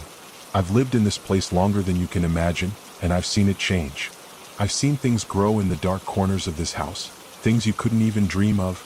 The man's eyes never left Elliot's, and the room seemed to close in on him with every word. The fog, the oppressive weight of the house, all of it pressed against him like an iron cage. "And you," the man continued, his voice lowering, "you were always meant to come here. It's in your blood. You're tied to this place, whether you like it or not." Elliot's mind reeled. Tied to this place? What the hell was he talking about? He didn't know anything about this house, or about the strange connection it seemed to have with him. But somehow it felt true, like an unshakable fact. The man stepped closer, his form now fully in the dim light, his features gaunt and sunken. His clothes were old, worn, like he had been here for centuries. He didn't seem alive in the usual sense, not in the way people were. He was something else entirely. "You can't leave," the man said, his voice dropping to a whisper, barely audible, but heavy with meaning. "Not now. Not when it has already noticed you." The words had echoed in Elliot's mind like a drumbeat. His stomach twisted, a cold sweat prickling his skin. "What are you talking about?" he managed to choke out. The man's lips curled into a thin, cruel smile. "The Watcher," he said, his voice like gravel. "The thing that has been watching this house and everyone who has ever set foot in it. It doesn't care who you are or why you're here. It only cares about one thing, your soul." Elliot's blood ran cold. The air in the room seemed to contract, the shadows growing longer, darker, like something was shifting just beyond the edge of his vision. A strange, heavy feeling settled in his chest, and his body trembled despite himself. The man's words sank into him like a cold poison, and everything around him began to feel wrong. "What is it?" Elliot whispered, barely able to form the words. "What does it want?" The man's smile widened, an unnatural, twisted thing that stretched too far across his face. It wants what it has always wanted. Defeat. To grow stronger. To take. Elliot shook his head, desperately trying to clear the fog in his mind, the pressure in his chest building until it felt like he couldn't breathe. You're not making any sense. The man cocked his head to one side, his eyes glinting in the darkness. I'm making perfect sense, Elliot, he said softly. You just don't understand yet. But you will. You'll see it. Soon enough, you'll feel its hunger. Suddenly, the floor beneath Elliot's feet groaned, a deep, resonating sound that seemed to come from the very bones of the house. The walls shuddered, and the air grew colder, the temperature dropping by degrees until Elliot's breath formed a mist in the room. The man's gaze flickered toward the back of the house, his expression darkening.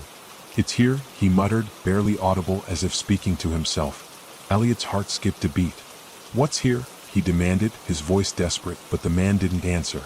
Instead, he turned sharply and walked toward the staircase, his steps echoing like the ticking of a clock in the thick, suffocating silence. Wait, Elliot called out, but his voice was drowned by the growl that rumbled through the house, low and distant, but unmistakably there. The walls shook with it, the floor vibrating underfoot. The man paused, looking over his shoulder, his face an unreadable mask. You shouldn't have come, he said, almost with pity. But now that you're here, you'll have to see it through. Without another word, he disappeared up the staircase, vanishing into the dark shadows above. Elliot stood frozen for a moment, the growl still reverberating through the house. Then, something else caught his attention, something moving in the hallway behind him. He spun around, his heart leaping into his throat, but there was nothing there. Except the door to the study. It was ajar.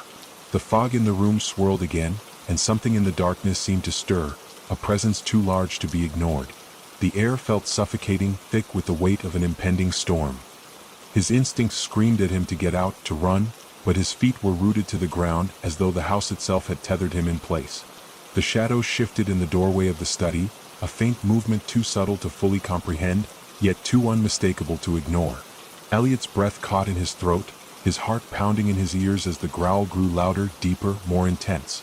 It was closer now, much closer. He turned toward the study door, drawn in by some unseen force, his body moving before his mind could process it. Something was waiting inside, and it wasn't alone. The study door creaked open, its old hinges protesting the slightest movement, the sound echoing through the stillness of the house like a scream that went unheard. Elliot's breath caught in his throat as he stood frozen, the heavy fog pressing down on him, making it harder to think, harder to breathe. The growl had stopped for a moment, but the silence it left behind was worse, dead, suffocating, as though the house itself was holding its breath. Something was waiting for him inside. His eyes flickered to the door, the darkness beyond it yawning like the maw of some terrible beast. The air around him was thick with the smell of old paper and dust, and beneath it, something else, a faint, acrid odor like something decaying in the dark. He didn't want to step inside. Every instinct in him screamed to run, to escape, to leave this nightmare behind. But the study door was wide open now. The house had invited him in. As if on its own, his hand reached out. He didn't know why. Maybe it was curiosity, or maybe it was the lingering fear that he would never find an answer unless he took that step. Whatever it was, it pulled him forward. The cold wooden floorboards creaked under his weight as he crossed the threshold. The study was dim, lit only by a flickering lamp in the far corner. Bookshelves lined the walls, their spines a maze of yellowed pages and forgotten stories. But as Elliot stepped deeper into the room, he could feel the presence of something else, something older, more malevolent, watching him. His gaze flickered to the desk. A pile of old papers lay scattered across its surface, as though someone had been rifling through them in a hurry. There was a notebook, its pages torn and crumpled, as though the writer had been desperate to get something down before being interrupted.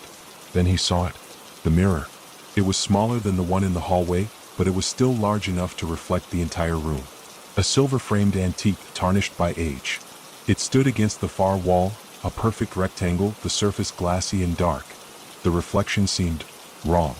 The room behind him looked familiar, yet the mirror showed it in a way that unsettled him. The shadows seemed deeper, more twisted, and the air in the reflection was heavier, charged with an unnatural energy. He took a step toward it, the hairs on the back of his neck standing on end. His reflection looked off. It wasn't just the shadows. It was his face, his eyes. They were wrong. Elliot's reflection stared back at him with hollow eyes, eyes that were darker, deeper than his own. They were empty, as if the reflection had been drained of life, and yet someone was staring at him through the glass. Before he could move, a sound echoed from behind him, a soft, hollow footstep. His heart slammed against his ribs as he spun around, but the room was empty. The door was still open behind him, the hallway beyond just as dark and silent as it had been. He took a shaky breath, trying to calm the storm rising in his chest, but then came another step. Louder this time. Closer. Elliot's pulse quickened as he turned back to the mirror. His reflection had changed again. This time it was no longer just a mirror image. There was a figure behind him, shrouded in darkness, barely visible in the reflection, but unmistakable in its form. It was tall, impossibly tall. Its limbs were long and unnaturally thin, bending at odd angles. Its face was obscured by the shadows, but Elliot could see the faint outline of its eyes, dark, soulless pits, like black holes that would swallow everything in their path. A cold chill spread through him as he stumbled back. His breath fogged in front of him, visible in the dim light of the room. The growl was back, louder now, closer, like it was coming from the depths of the house, from the very walls themselves. He spun around, but the room remained empty, save for the piles of books and papers. His eyes flickered to the mirror again. The figure was gone.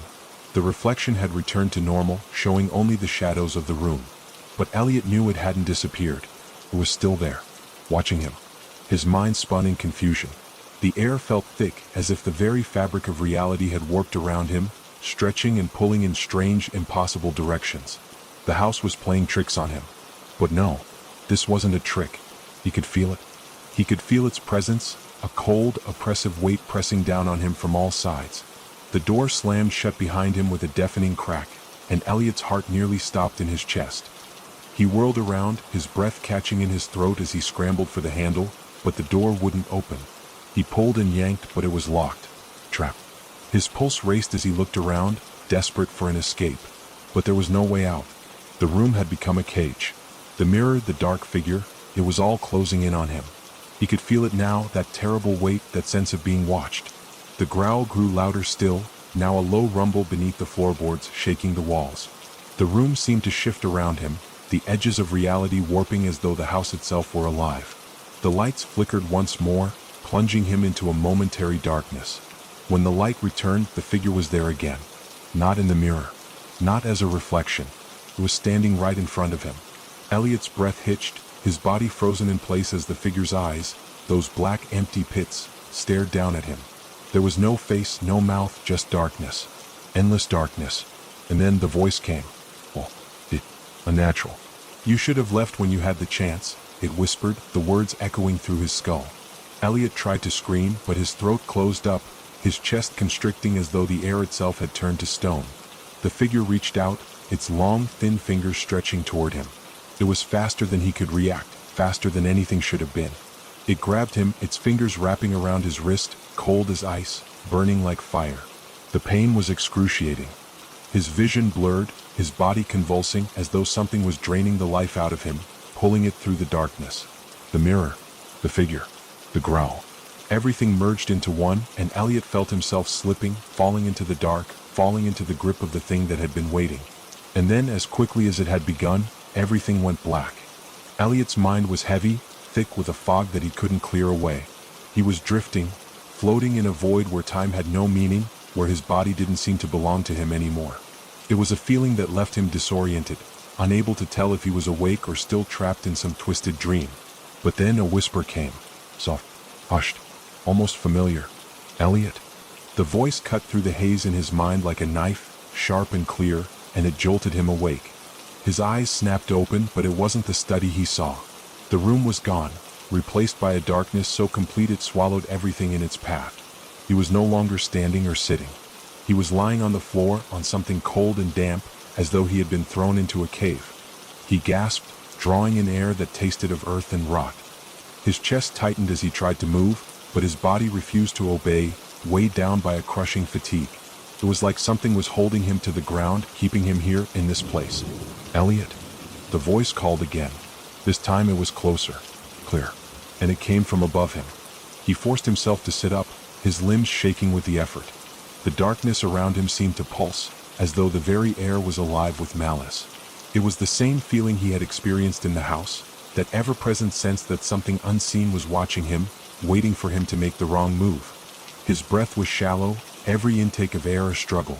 He couldn't see anything clearly, just shadows, shapes that moved too quickly, too erratically for him to focus on.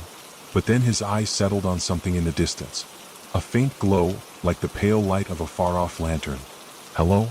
Elliot's voice cracked as he spoke, barely more than a whisper. The glow shifted, faint but constant, pulling his gaze toward it. His heart pounded in his chest as he staggered to his feet. The ground was uneven beneath him, soft, as though it were made of earth that had long since decayed.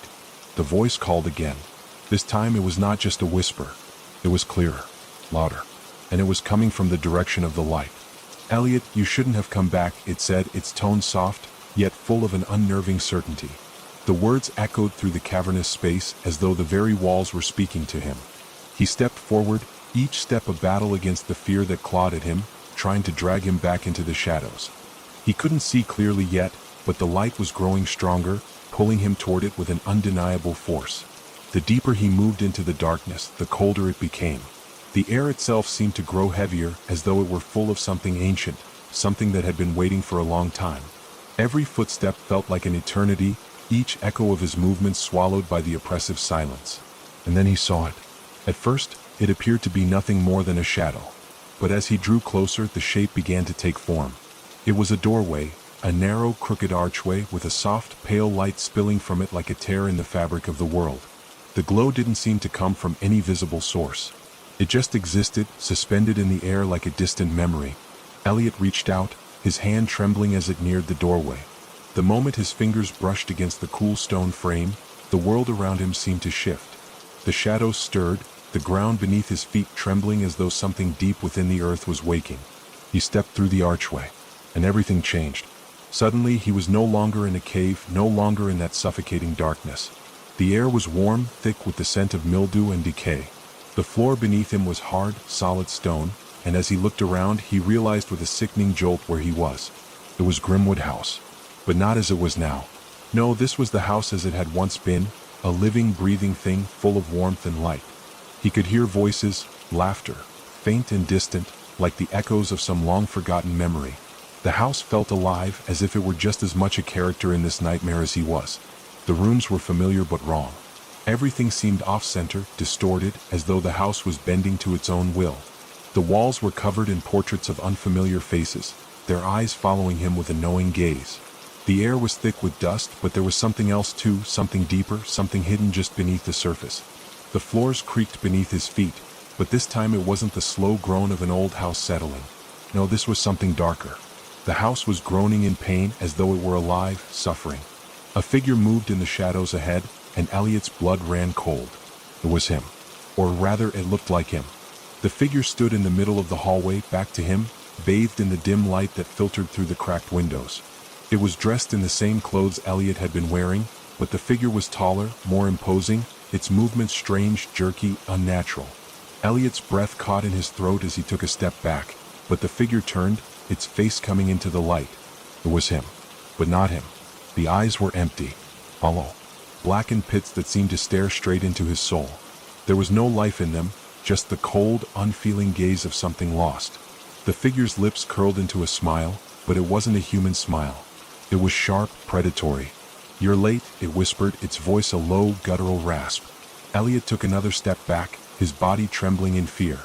"What are you?" he demanded, his voice barely above a whisper. The figure didn't answer. Instead, it stepped forward, its movements fluid, almost serpentine. The smile never left its face. "You were always meant to be here," it said, its voice chilling and filled with an ancient bitterness. "You don't get to leave. None of us do." Elliot's mind raced, the words pounding in his skull. "You were always meant to be here," it was the same thing the man in the doorway had said. And now this thing, this twisted reflection of him, was repeating it. The figure's smile grew wider. "It's already begun, Elliot. You've crossed into the hollow. There's no going back." With a horrifying crack, the floor beneath him split open. The ground trembled violently, and the house itself seemed to groan in pain, as if it were about to collapse. Shadows poured from the cracks, thick and slithering, wrapping around his legs, pulling him downward. He struggled to move, to fight it, but his body felt heavy, paralyzed.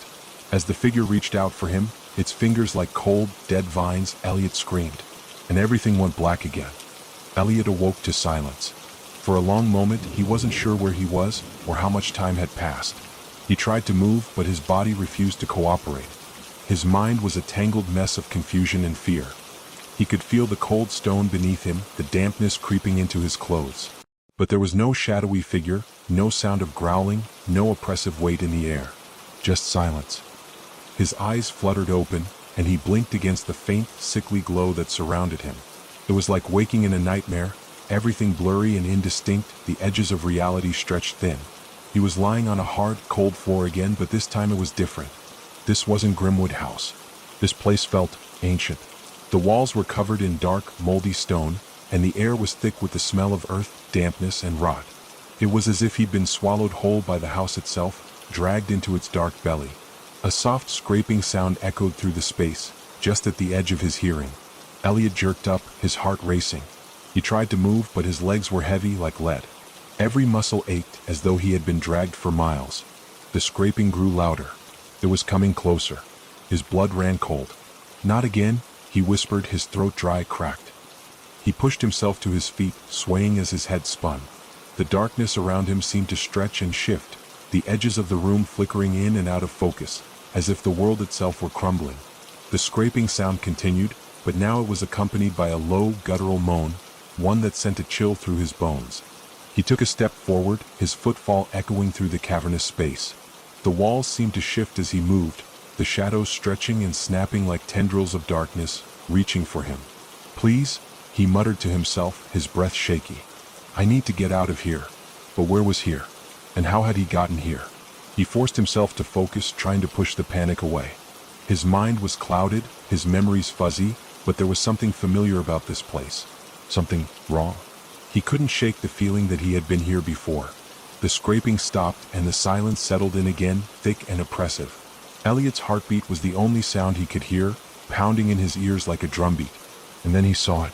At the far end of the room, a shadow flickered against the wall. It was brief, barely visible, but it was there, something tall and thin, moving with a disturbing slowness. Elliot's stomach lurched. This couldn't be real. He had to be dreaming. The house had to be playing tricks on him. But deep down, he knew this wasn't a dream. Not anymore. The sense of dread, the weight in the air, was too real. The figure moved again, this time closer, more pronounced. The scraping started up again, this time accompanied by the sound of dragging, like something heavy, something that didn't belong in the world of the living, was being pulled through the dirt. He stepped back, his hand reaching out instinctively to steady himself, but his fingers brushed against something cold and slick. A stone pillar standing tall in the middle of the room, covered in strange, swirling symbols. Symbols that looked old, ancient, as though they had been carved into the stone long before the house itself had been built. The figure was closer now. Elliot's heart skipped a beat as he saw the full shape of it. It was a person. Or it looked like a person. But there was something wrong with it. Its limbs were too long, its body too thin. Its face, he couldn't see its face. It was shrouded in darkness, just like the rest of it. But the eyes, he could feel the eyes. Full, empty, watching. Who? Elliot started to speak, his voice a hoarse rasp. "What do you want?" The figure didn't respond. It just continued moving, dragging something behind it. The scraping noise grew louder, more frantic, as if whatever it was had become impatient. Elliot's breath hitched as the figure came closer still. The stench of decay filled the air, a sickening, pungent odor that made his stomach turn. He wanted to run. He needed to run. But his body wouldn't let him. He couldn't move, couldn't tear his gaze away from the figure. It felt like his very soul was being drawn into its darkness, pulled toward it by an invisible force. The figure stopped just a few feet away from him, standing tall and still, its body obscured by shadows. Then, with a slow, deliberate motion, it tilted its head to the side. And Elliot realized with a jolt what it was dragging. A body. A dead body. The figure's hands were wrapped around the corpse, pulling it across the floor like a doll, its limbs limp and broken. The face of the body was obscured, but the shape was unmistakable. Elliot's heart stopped as recognition hit him like a punch to the gut. It was his own face. The figure had been dragging a version of him. A version of himself, but cold and lifeless, its eyes wide open, staring into nothingness. "No," Elliot whispered, his voice cracking. "No, no, no." The figure reached out toward him, its long bony fingers stretching out with a terrifying slowness. The room seemed to shrink, the air thickening with a sense of inevitability. It was as if everything was closing in on him, as though he was running out of time. He tried to step back, but his legs wouldn't move. His feet were frozen to the floor, rooted in place. The figure's hand reached out, brushing his cheek with its icy fingers, and a cold rush of terror shot through him. Its touch burned, a cold fire that spread through his skin like ice, sending a wave of nausea through his body. The body on the floor twitched, and then it sat up. Elliot gasped in horror as the lifeless version of himself slowly rose to its feet, its eyes vacant, empty, soulless. It moved in a way that wasn't human, its joints creaking like old wood, its head lolling at a grotesque angle. It stared at him. The smile that crept across its face was not his own. It was wide, unnatural, filled with malice. "You've been here before," it whispered, its voice hollow and distorted, like the crackling of a broken radio. "You've always been here." Elliot recoiled, his mind spinning, but the thing that had once been him stepped closer, its hands outstretched. And for the first time since he had entered Grimwood House, Elliot felt the full weight of the horror closing in on him. He was trapped. There was no escape. Not from the house. Not from this. And whatever had brought him here was not done with him yet. The air went cold. The darkness surged. And everything went black. Elliot's eyes snapped open, but he wasn't sure if he was still trapped in the blackness of that place, or if he was awake. His body felt too heavy to move, and the oppressive darkness seemed to cling to him, dragging at his limbs, pressing against his chest. The silence was suffocating. He was on the floor again, but this time it was different. The cold stone wasn't beneath him, and there was no sign of the twisted reflection of himself. He was back in Grimwood House, or at least that's what he thought. The walls around him were familiar, but distorted. The house had a way of shifting, of bending reality like a funhouse mirror, distorting everything inside it. The shadows here moved differently, as though they were aware of him, watching. There was no warmth in the house now. The air was thick with rot and decay, the walls stained with mildew, the floorboards creaking under invisible weight. The scent of something dead lingered in the corners, and the silence pressed in on him like 1,000 unseen eyes. And then he heard it. A soft, distant whisper. It wasn't coming from the walls or the floors. It was coming from within him. "Elliot, you cannot escape." The voice was low, malevolent, echoing inside his skull. It was the same voice he had heard before, the one that seemed to know his every thought, the one that had led him here. "Get out of my head," he gasped, though the words barely left his throat. His breath came in shallow, quick gasps, each one more labored than the last. The darkness seemed to thicken. He struggled to sit up, his hands bracing against the floor. But the moment he lifted his head, something froze him in place. A figure stood in the doorway. It was tall, impossibly tall, shrouded in the same oppressive darkness that filled the house. At first, Elliot thought it was just another trick of the shadows. But then the figure moved and his stomach dropped. Its outline was humanoid, but that was where any resemblance to a human ended. The figure's limbs were elongated, stretching far past what was natural. Its head was too large, the face a blurred, indistinct mask. Its eyes, if it had any, were hidden beneath a veil of black, like a living void. It didn't speak. It didn't need to. The presence of the thing alone was enough to choke the air from his lungs. Elliot's heart raced. Every instinct screamed at him to run, but his body refused to obey. The thing in the doorway didn't move, didn't even acknowledge his existence, except for the unsettling feeling that it was staring into his soul. And then, as if the house had been holding its breath, the figure stepped forward. With each step, the temperature seemed to drop. The air grew colder, denser, until Elliot could see his own breath, thin tendrils of mist rising in the oppressive silence. It stopped in front of him. Elliot couldn't move, couldn't speak. The presence of the thing was overwhelming, crushing, and every breath he took felt like it was pulling him deeper into a void from which there was no return. And then the thing moved. Not with any recognizable motion, but in an instant, it was closer. It was standing right above him now, its shadow looming over him like the very darkness itself. The eyes, if they were eyes, began to shift beneath the veil, opening. Two dark, empty pits, vast and endless, gazing down at him. "You shouldn't have come back," the voice whispered. It wasn't the same voice he had heard before, but it carried the same tone, the same knowing malice.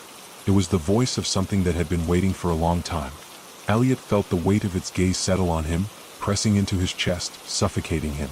He couldn't breathe. He couldn't move. All he could do was stare into those empty, soul-deep eyes.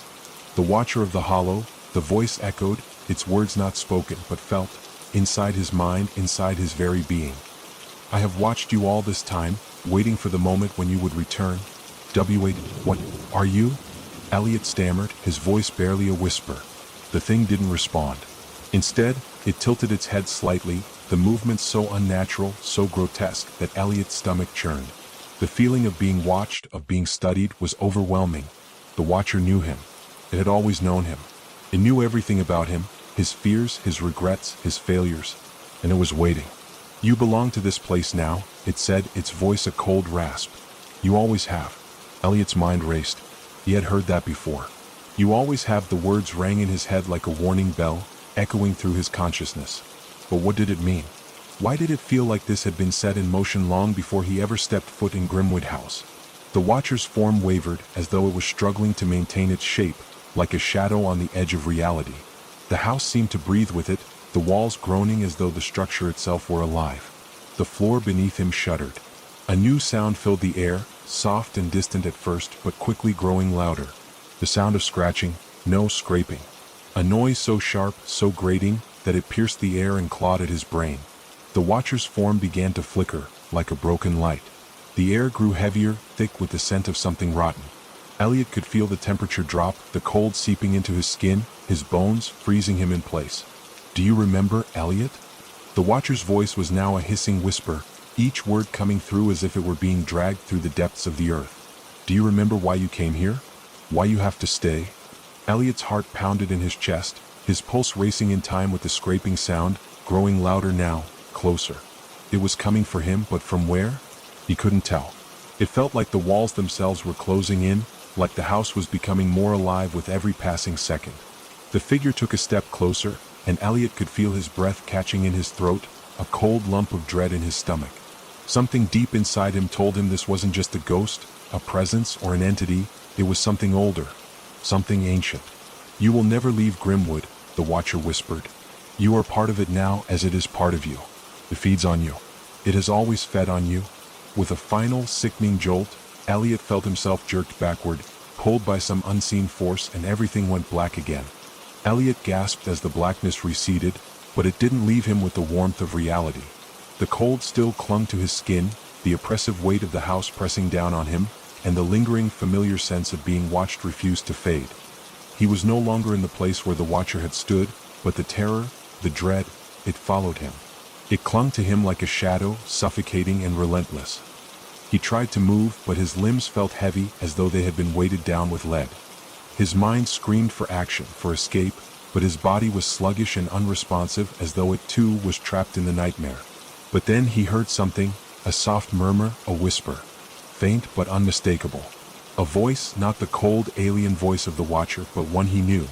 One that had been with him his entire life. Elliot, the voice called, distant and pained. His heart skipped a beat. The voice was unmistakable. It was his mother. Mom? His own voice cracked as he tried to call out. Where are you? What's happening? But there was no response. Only that persistent murmur, faint but echoing through the thick air. It was coming from somewhere within the house, but not from the halls or the rooms he had already explored. It was coming from somewhere deeper, beneath him. The floor beneath him groaned as if responding to his thoughts, and Elliot felt a cold chill settle deeper into his bones. The house was alive. He had known that, but the weight of it, the horror of it, was sinking in now piece by piece. The voice continued, more frantic this time. Elliot, you need to remember. His pulse quickened. Remember what? He forced himself to his feet, shaking, dizzy from the weight of the house pressing down on him. He glanced around, the room still dim and murky, its shadowy corners pulling at the edges of his vision. The walls seemed to lean inward, closing in on him. The silence was absolute, but the house was breathing. Slowly, uneasily. Where are you? Elliot whispered, more to himself than to the disembodied voice. But then he heard it. A creak. A soft sound as though something, or someone, was moving in the next room. A slight shift of weight on an old wooden floor.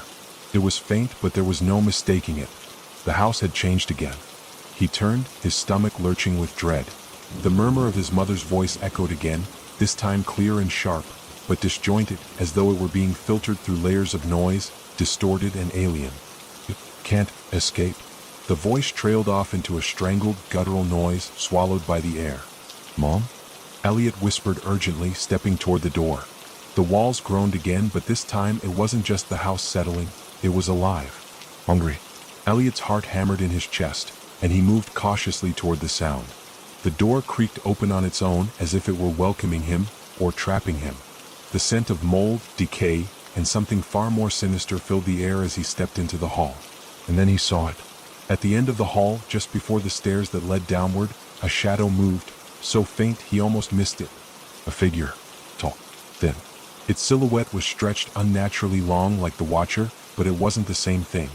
This one was wearing something, a long coat, tattered and worn, and there, in the center of the figure's chest, was a faint light. It flickered like a dying flame. The figure didn't move, but its presence was felt, heavy, suffocating, and cold. The house seemed to contract with the figure's every breath, every pulse. The walls seemed to shudder in time with the fading light. "Mom?" Elliot whispered again, stepping forward, his voice trembling. He reached the figure's side, his hand trembling as it hovered just inches away. But it didn't move. It didn't speak. It only waited. A flicker of recognition sparked in Elliot's mind, a glimpse of something buried deep, something long forgotten. The coat, the light in the chest, and then it clicked. It was his father. The figure's face was hidden beneath the dark, tattered hood, but Elliot knew, without a doubt. The shadow standing in front of him, motionless, was his father. The man who had vanished without a trace years ago, leaving behind nothing but broken memories and unanswered questions. His pulse quickened, panic rising in his throat. What was going on? "Dad?" Elliot's voice cracked as he took a step closer. "Is it really you?" The figure didn't answer. Instead, it turned slightly, its head tilting at an angle just like the Watcher. But this time, there was no malevolent presence in its eyes, just an aching emptiness. The figure didn't seem to recognize him. Or worse, it didn't care. The air in the room grew heavy with an unbearable sadness. Elliot's breath hitched, his mind racing to understand the impossible reality that was unfolding around him. The shadows in the house seemed to twist and stretch as the figure reached out a hand, a cold, skeletal hand that extended toward him. The moment the hand made contact, something jolted through Elliot. The house seemed to exhale, a low, groaning sound rising from the depths below, shaking the very foundation. The shadows around them pressed inward, suffocating, oppressive. And then, with a sudden, terrifying clarity, he understood. His father hadn't disappeared. He was here, trapped in this place, bound to the house, a part of it now, just as he was. Just as his mother was. Grimwood House fed on them. On him. On everyone who entered its walls. The house was alive, but it wasn't just the house. It was something older, darker. Something that had been waiting for Elliot. Waiting for his return. It was tied to his family. To him. The voices, the shadows, the twisted figures. It was all part of a nightmare that had no end, no escape. The hand tightened around his wrist, cold as ice, sending a shockwave of terror through his body. His heart pounded in his chest, blood rushing in his ears. And then he heard it. The whisper. "You cannot escape, not now." The voice wasn't his father's. It was deeper, more menacing. And it was coming from everywhere. From the walls. From the floor. From the shadows themselves. Elliot's breath came in shallow gasps, and his heart beat wildly in his chest. The house was closing in on him. He could feel it now, its hunger, its endless thirst for him. The shadows seemed to stretch toward him like tendrils, hungry and eager. The darkness was taking him. Just as it had taken his family. Just as it had taken everyone before him. And then, with a final, sickening lurch, the house swallowed him whole. Elliot woke with a start, gasping for breath as if he had been drowning. His body jerked upright, and he quickly looked around, disoriented. The room was dark, shrouded in shadows, but it wasn't the same room he had been in moments before. The walls here were more like stone, cold and jagged, and the air felt heavier. That he was no longer in the house. The realization hit him like a slap. He wasn't in a room anymore. He was underground. The ground beneath him was soft but uneven, like wet earth mixed with something darker, something dead. He could smell it now, the stench of decay, of long-forgotten things rotting in the dark. His throat tightened in response, and his skin crawled with an almost animal fear. The air was damp, and a chill ran through his bones as he tried to stand, the earth beneath him soft and wet.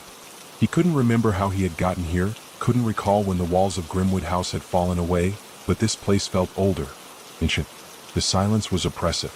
The kind of silence that choked you, made you feel like the world had turned against you and everyone who had ever lived. This wasn't a dream. It wasn't a vision. It was real. Every instinct screamed at him to leave, to run, but there was nowhere to go. The walls of this place were narrow and impossibly tall, stretching upward into the darkness, so high he couldn't see the top. There was no light, only the faintest glimmers of something, not light but something older, flickering in the distance. He wasn't alone. There was something moving, no, someone, in the distance. The faint rustle of something sliding over the earth. A whisper, almost imperceptible but unmistakable. It wasn't the wind. It was a voice. A presence. He didn't want to look. He didn't want to know. But his eyes were drawn to it. Slowly. Reluctantly.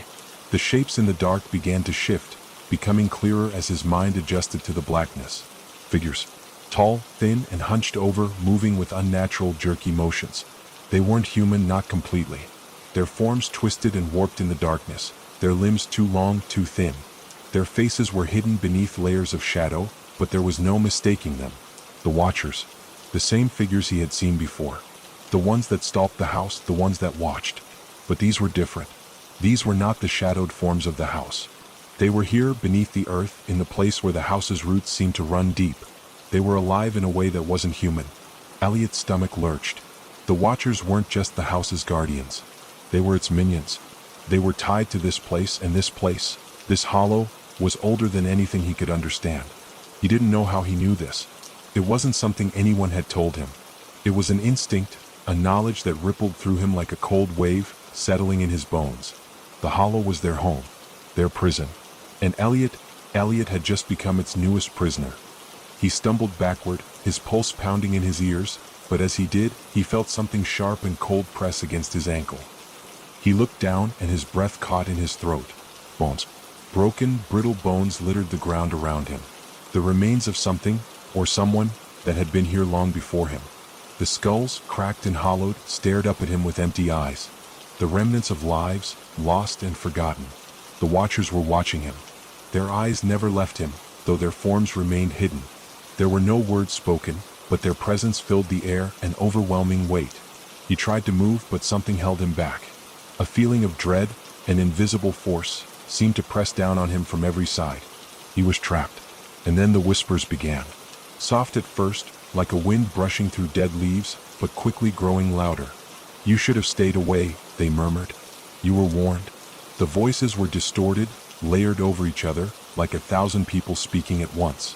Some were familiar, his mother's voice, his father's voice, but they were twisted now, warped by the hollow's influence. "You cannot leave now," the whispers continued. "Not after all this time. Not after he has marked you." A sudden, terrible understanding settled over Elliot. The Watcher. The thing that had been waiting for him. The force that had been pulling at his mind ever since he had entered Grimwood House. The Watcher wasn't just a presence. It wasn't just a ghost or a spirit. It was something much worse. It was the hollow itself, the living entity that had existed beneath the house, beneath the earth. It was the reason everything, every twisted, terrifying thing he had encountered, was here. And now it was taking him. The ground shifted beneath his feet, and Elliot's vision blurred. He could feel it, the hollow's grip tightening on him, dragging him down. The floor seemed to sink beneath his weight, pulling him into the darkness deeper and deeper. "No," he gasped, struggling to break free, but it was too late. The whispers grew louder, their voices frantic now. The Watchers moved closer, their long, skeletal arms reaching toward him. He could see their faces now, though he wished he couldn't. They were the faces of people, familiar people, twisted and contorted, their features stretched and distorted. His mother, his father, his friends, all lost to the hollow, all claiming him now. He tried to scream, but the sound was swallowed by the earth. His legs gave out beneath him and he collapsed, the hollow pressing against him, pulling him down. His fingers scraped at the ground, but there was nothing to hold on to. No escape. The Watchers were everywhere now. He could feel their cold hands brushing against his skin, their whispers filling his ears, filling his soul. He was slipping away. "Elliot," a voice whispered, his mother's voice, soft and mournful. "You're not alone." The hollow was the Watcher. And now the hollow was claiming him. "Let me go," he pleaded, his voice hoarse, breaking. But the hollow didn't listen. It never had. The last thing he heard was the sound of cracking bones and the soft sigh of 1,000 lost souls, all calling his name. And then the darkness took him. Elliot's consciousness snapped back into focus with an intensity that left him gasping for air. His body trembled, his skin slick with cold sweat. The dark, oppressive weight that had crushed him was gone, but he was still trapped in the hollow. Only now the darkness felt less like a void and more like a force, something alive. He was on his knees, his hands pressed into the cold earth. His pulse thundered in his ears, and his heart raced as if it were trying to escape the tightness in his chest. The air tasted stale, thick with the smell of decay and something worse, something ancient. Slowly, hesitantly, Elliot lifted his head. The watchers, those twisted, hunched figures, were still there just beyond the edges of his vision. He could feel their eyes even though he couldn't see their faces. Their presence hung in the air like a weight, suffocating him. But something had changed. They weren't as close anymore. The shadows they cast seemed farther away, stretching in ways that shouldn't have been possible. He could still hear their whispers, soft and continuous, threading through the darkness, but they weren't as loud as before. It was almost as if the hollow itself had shifted somehow, like it had released its grip on him just for a moment. Elliot swallowed hard, trying to make sense of what had happened. How had he escaped? Why wasn't the hollow consuming him like it had done to others before him? He didn't know. He didn't have answers, and that terrified him more than anything. He tried to stand, his legs unsteady beneath him. The earth beneath his feet was soft, almost sponge-like, and each movement felt like it was being watched, weighed. He could feel the hollow breathing around him, its unseen hand brushing against his skin with every step he took. The watchers didn't move. They waited. They didn't need to chase him. The hollow would get him eventually. He could feel it, the slow, inevitable pull, the quiet, suffocating certainty that he couldn't escape. But for now he was alive. And that small, fragile hope was enough to push him forward, to take another step. He didn't know where he was going. The place stretched out in all directions, a labyrinth of dark, twisting corridors and tunnels that seemed to pulse with a life of their own. The walls here were thick with moisture, slick and crawling with something he didn't dare to look at too closely. The floor beneath him felt unstable, as though the earth was shifting constantly beneath his feet, threatening to swallow him whole at any moment.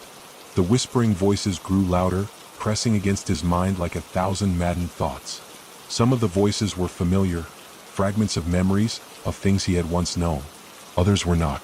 The hollow had been here for far longer than he could understand, and it had claimed so many before him. "You are not the first," the voice of his father whispered from somewhere deep within the hollow. "You won't be the last." He stumbled, a sudden lurch in his chest as he heard his father's voice, clearer than it had ever been. It was almost as if the hollow was speaking to him through the remnants of the past, through the voices of the lost souls who had been swallowed by it. Help me, the voice urged, weak and pleading. "Please, help me." The walls seemed to shift, closing in around him. The voices grew more urgent, frantic, each one pulling at his thoughts, at his sanity. He couldn't tell where the voice of his father ended and the other voices began. They were all merging into one, a single dissonant melody that resonated in his bones. He forced his legs to move again, his hands gripping the walls as if they could offer him something, anything to hold on to. His eyes flickered nervously over his surroundings, and that's when he saw it. A door. It was barely visible, just a sliver of light in the otherwise impenetrable darkness. But there was something about it, something faintly familiar. Elliot hesitated, his pulse quickening. Should he go toward it? Could it be a way out? Or was it just another trap, another false hope placed before him by the hollow to keep him running in circles? He didn't know, but he had to try. He had to find something, anything that might give him a chance to break free. He pushed forward, his legs feeling like lead beneath him as he made his way toward the door. The whispers in the air seemed to grow louder, more insistent, as if they were trying to pull him back, to drag him into the depths of the hollow. His skin prickled as if 1,000 invisible fingers were crawling over him, and he could feel the cold fingers of the watchers, brushing the back of his neck. He reached the door, and his breath caught in his throat as he touched the cold metal handle. It was old, rusted, but surprisingly solid, as though it had been untouched for a long time. Slowly, carefully, he turned the handle. The door creaked open, a thick cloud of dust swirling into the air. Beyond it, the hallway stretched out, dimly lit by flickering lanterns hanging from the ceiling. It was familiar. Too familiar. He stepped through the doorway, the weight of the hollow pressing on his back as he moved into the room. The walls here were lined with shelves, crammed with old books and objects that seemed to pulse with a strange energy. Some of the objects were covered in a thick layer of dust, while others seemed disturbingly well kept. But it wasn't the books or the objects that caught his attention. It was the mirror. It was large, standing against the far wall like a forgotten relic, its surface cracked and broken in places, as though it had been shattered and hastily repaired. But despite the damage, it seemed alive. The surface shimmered unnaturally, as if the very air around it was rippling. He couldn't look away. In the reflection, Elliot didn't see himself. Instead, he saw something else, a figure standing behind him, its face obscured by shadows, its hands outstretched toward him.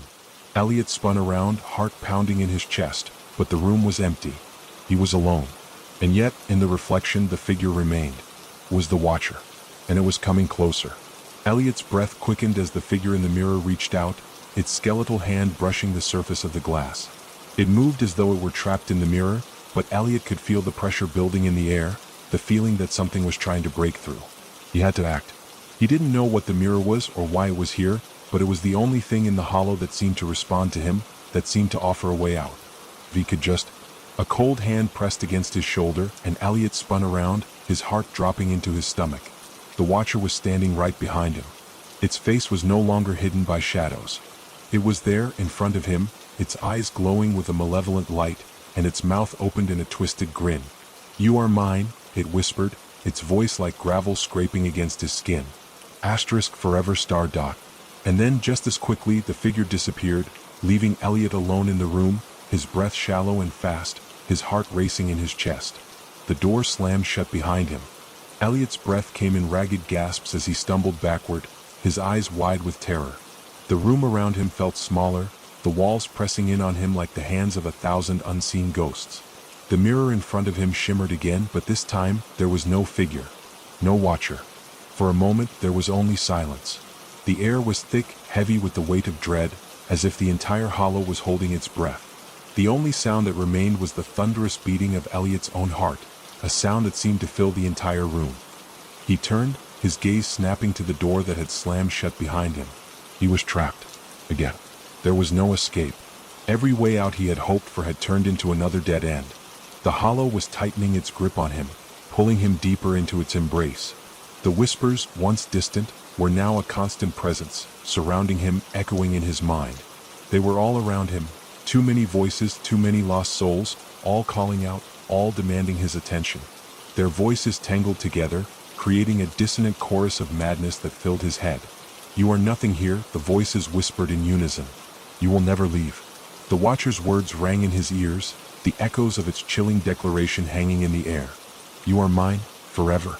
Elliot's hands trembled as he clenched his fists, trying to keep his composure, trying to hold on to whatever shreds of sanity were left in him. He couldn't let it happen. He couldn't let the hollow take him. But there was something else. Something worse. The ground beneath him began to tremble. The floorboards creaked and groaned as if something massive was moving beneath the house, shifting in the earth. Elliot froze, his eyes scanning the room for any sign of what was happening. And then he heard it. A low, guttural growl, deep and animalistic, coming from the shadows. It was the Watcher. Or perhaps it was something worse. Something that had been waiting beneath the house, in the very heart of the hollow. The growl reverberated through the room, shaking the walls, rattling the shelves. Elliot backed away, his body moving instinctively toward the door. But it was useless. No matter where he turned, there was nowhere to run. The hollow was everywhere. It was in the walls. It was in the air. It was in his mind. The growl came again, louder this time, and Elliot's eyes shot to the floor beneath him. The ground was shifting, moving, as if something was clawing its way up from beneath the earth. He could hear the scrape of something sharp, something hungry, digging its way toward the surface. His mind raced. What was it? What was coming for him? There was no time to think, no time to question, only time to act. He darted to the side, grabbing the nearest object he could find, an old, rusted lantern that had been abandoned on one of the shelves. The metal was cold in his hands, but the weight of it felt like a lifeline.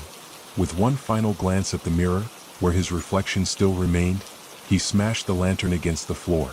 The glass shattered with a violent crash, sending shards flying in all directions. The lantern's oil spilled out, pooling in a dark puddle on the ground. The growling beneath the floor grew louder, more frantic, as though whatever was down there knew what he was about to do. He could feel it. He could feel the Watcher too, its presence pressing against him, clawing at his mind. Elliot's breath quickened as he struck a match. His fingers fumbled for a moment, but then the small flame flickered to life. He held it over the oil, watching the fire spread, hungry and alive, racing across the floor. The hollow screamed. A deafening, earth-shattering sound that made the walls tremble and crack. The fire caught quickly, spreading across the room with terrifying speed. The growl from below turned into a roar, and the floor beneath him seemed to crack open as if the hollow itself were trying to escape. Elliot's heart pounded in his chest, the fire now consuming everything in its path. He stumbled back, coughing from the smoke, his eyes stinging. The room was burning, but so was the very essence of the hollow. The fire wasn't just destroying the room, it was attacking the thing that had trapped him, that had held him captive for so long. But the Watcher wasn't done. The shadowy figure appeared in the reflection of the mirror once again, its form twisted and distorted by the flames. The Watcher's glowing eyes locked with his, and Elliot could feel the weight of its gaze on him. It reached out from the mirror, its long fingers pressing against the glass, the surface rippling as though it were made of water.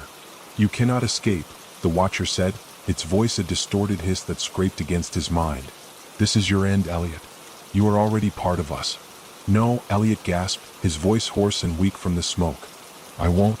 The fire surged, and for a moment he thought the hollow would be swallowed up by the flames, consumed by its own hatred. But then the ground shook again violently, and a loud crash reverberated through the room. The floor split wide open, and a massive, dark shape emerged from the depths below. It was him. The Watcher in its true form, an impossibly tall figure with skin like peeling bark, its eyes glowing with the same sickly light that had haunted him since his arrival. Its mouth opened wide, a gaping maw of sharp, jagged teeth that seemed to stretch forever. And then it lunged. Elliot barely had time to react. His body moved on its own, instinct driving him, his legs carrying him toward the door, the only way out. He reached for the handle, but before he could grasp it, the Watcher's hand shot out, grabbing him by the shoulder and throwing him across the room. He crashed into the wall, the impact knocking the breath from his lungs. The fire blazed around him, licking at the edges of his vision, but the Watcher was there, towering above him, its dark shadow swallowing the light. "You belong to us now," the Watcher said, its voice cold and final. It raised a hand, and the ground trembled beneath them once more. But in that moment something shifted. Crack. A moment of weakness. The fire, the burning, was more than just a physical thing. It was a signal, a pulse, a way to break the hold that the hollow had on him. Elliot took a deep breath. And then, with all the strength he could muster, he lunged forward, crashing into the Watcher with all his force. The Watcher screamed, the sound tearing through the room, shaking the very foundation of the hollow. But it wasn't enough. The darkness still pressed in on him. And then, in the heart of the chaos, Elliot felt it, the slightest moment of relief. The hollow was dying, and so was the Watcher. Elliot's body hit the floor with a heavy thud, his breath ragged and shallow.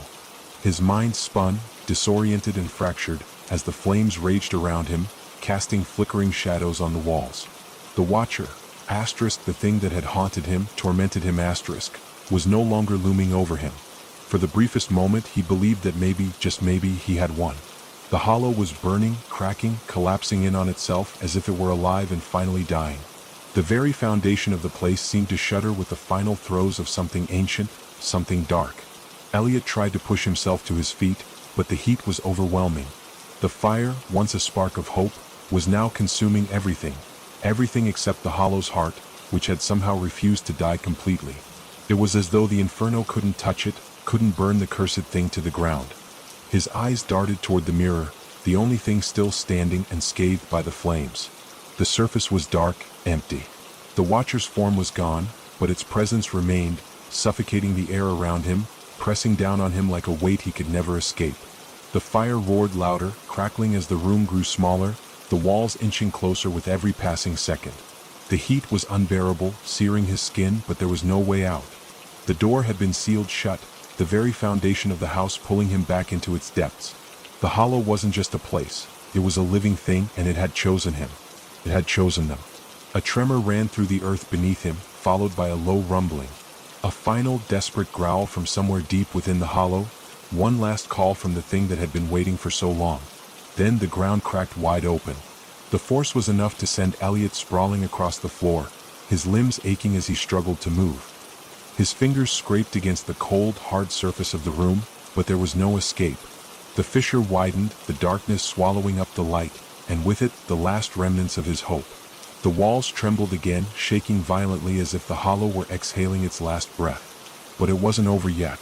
The shadows, deep and thick, continued to twist and shift, crawling over the edges of the room like a living thing.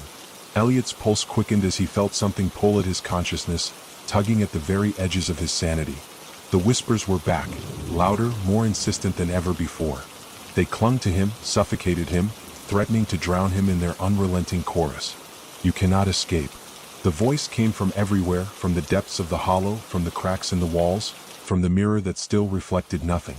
It was as though the hollow itself was speaking to him, its voice both terrible and familiar. He had been running from this his entire life.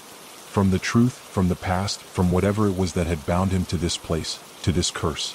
"You are one of us." The voice rang in his ears, and this time Elliot understood. The hollow had never been after his body. It had been after his soul, his memory. The hollow was a place of endless torment, a place of lost souls, a place of unfinished business. And now it was his. The ground beneath him cracked again, and this time the earth gave way completely. The hollow yawned wide, its depths far darker than anything he had ever imagined, and Elliot was fallen. His body tumbled through the air, his vision a blur of smoke and fire, of darkness and light, until everything disappeared, swallowed up by the void. There was no sound, no sensation. Only the cold, suffocating grip of the hollow pulling him deeper. He couldn't breathe. He couldn't see. And then, as if a veil had been lifted, he found himself standing in a dark, familiar place. His father's old study. The room was exactly as he remembered it. The leather-bound books on the shelves. The desk piled high with papers. The single, flickering candle casting long, wavering shadows across the room. But it was wrong. It was all wrong. His father stood by the desk, just as he had in the memories of his childhood. The man who had once been his anchor, his protector. The man who had vanished, leaving Elliot to wonder, to search, to grieve. Only now there was no warmth in his father's eyes. No love. Just emptiness. And then the voice came again. Asterisk, you were never meant to leave, Elliot. You were always ours, asterisk.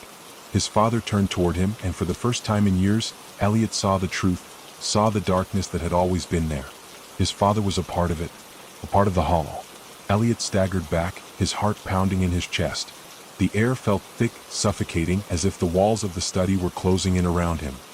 His father's face twisted into a smile, one that was all teeth, all malice. You've always belonged here, his father said, his voice a low whisper. The hollow called to you just as it called to me. We are its children. No, Elliot choked out, shaking his head. I'm not like you. But it was too late. The room was fading, the shadows stretching, pulling him back into the depths. His father's figure dissolved into the darkness, leaving Elliot alone in the growing void. The last whisper echoed in his ears, the words final, cold, and unrelenting. You will never escape. The darkness consumed him, and the hollow claimed its final victory. Story 3. The storm hit just as Mark pulled off the main road, the sky above opening up with a fury of rain that smacked his windshield like 1,000 tiny fists. He cursed under his breath, squinting through the sheets of water as he navigated the narrow, winding road. The headlights barely cut through the fog that clung to the ground, thick and insistent, swallowing the world whole. He hadn't planned on staying in the town, didn't even know the name, but the car had given out just as he crossed the county line. No cell service. No way to contact anyone. And then he saw it. An old house standing alone on a hill, its silhouette jagged against the gray sky. Something about it felt wrong. Like a shadow that had been placed there deliberately, a presence that didn't belong. Mark had seen places like it before, isolated, decaying. But this one was different. It called to him, not with an invitation but with something darker. His heart thrummed with an instinctive discomfort, but there was nowhere else to go. His options were slim. He pulled into the driveway, tires crunching on the gravel, and killed the engine. For a moment, the world felt utterly still, as if the storm itself had been held back by the weight of the house.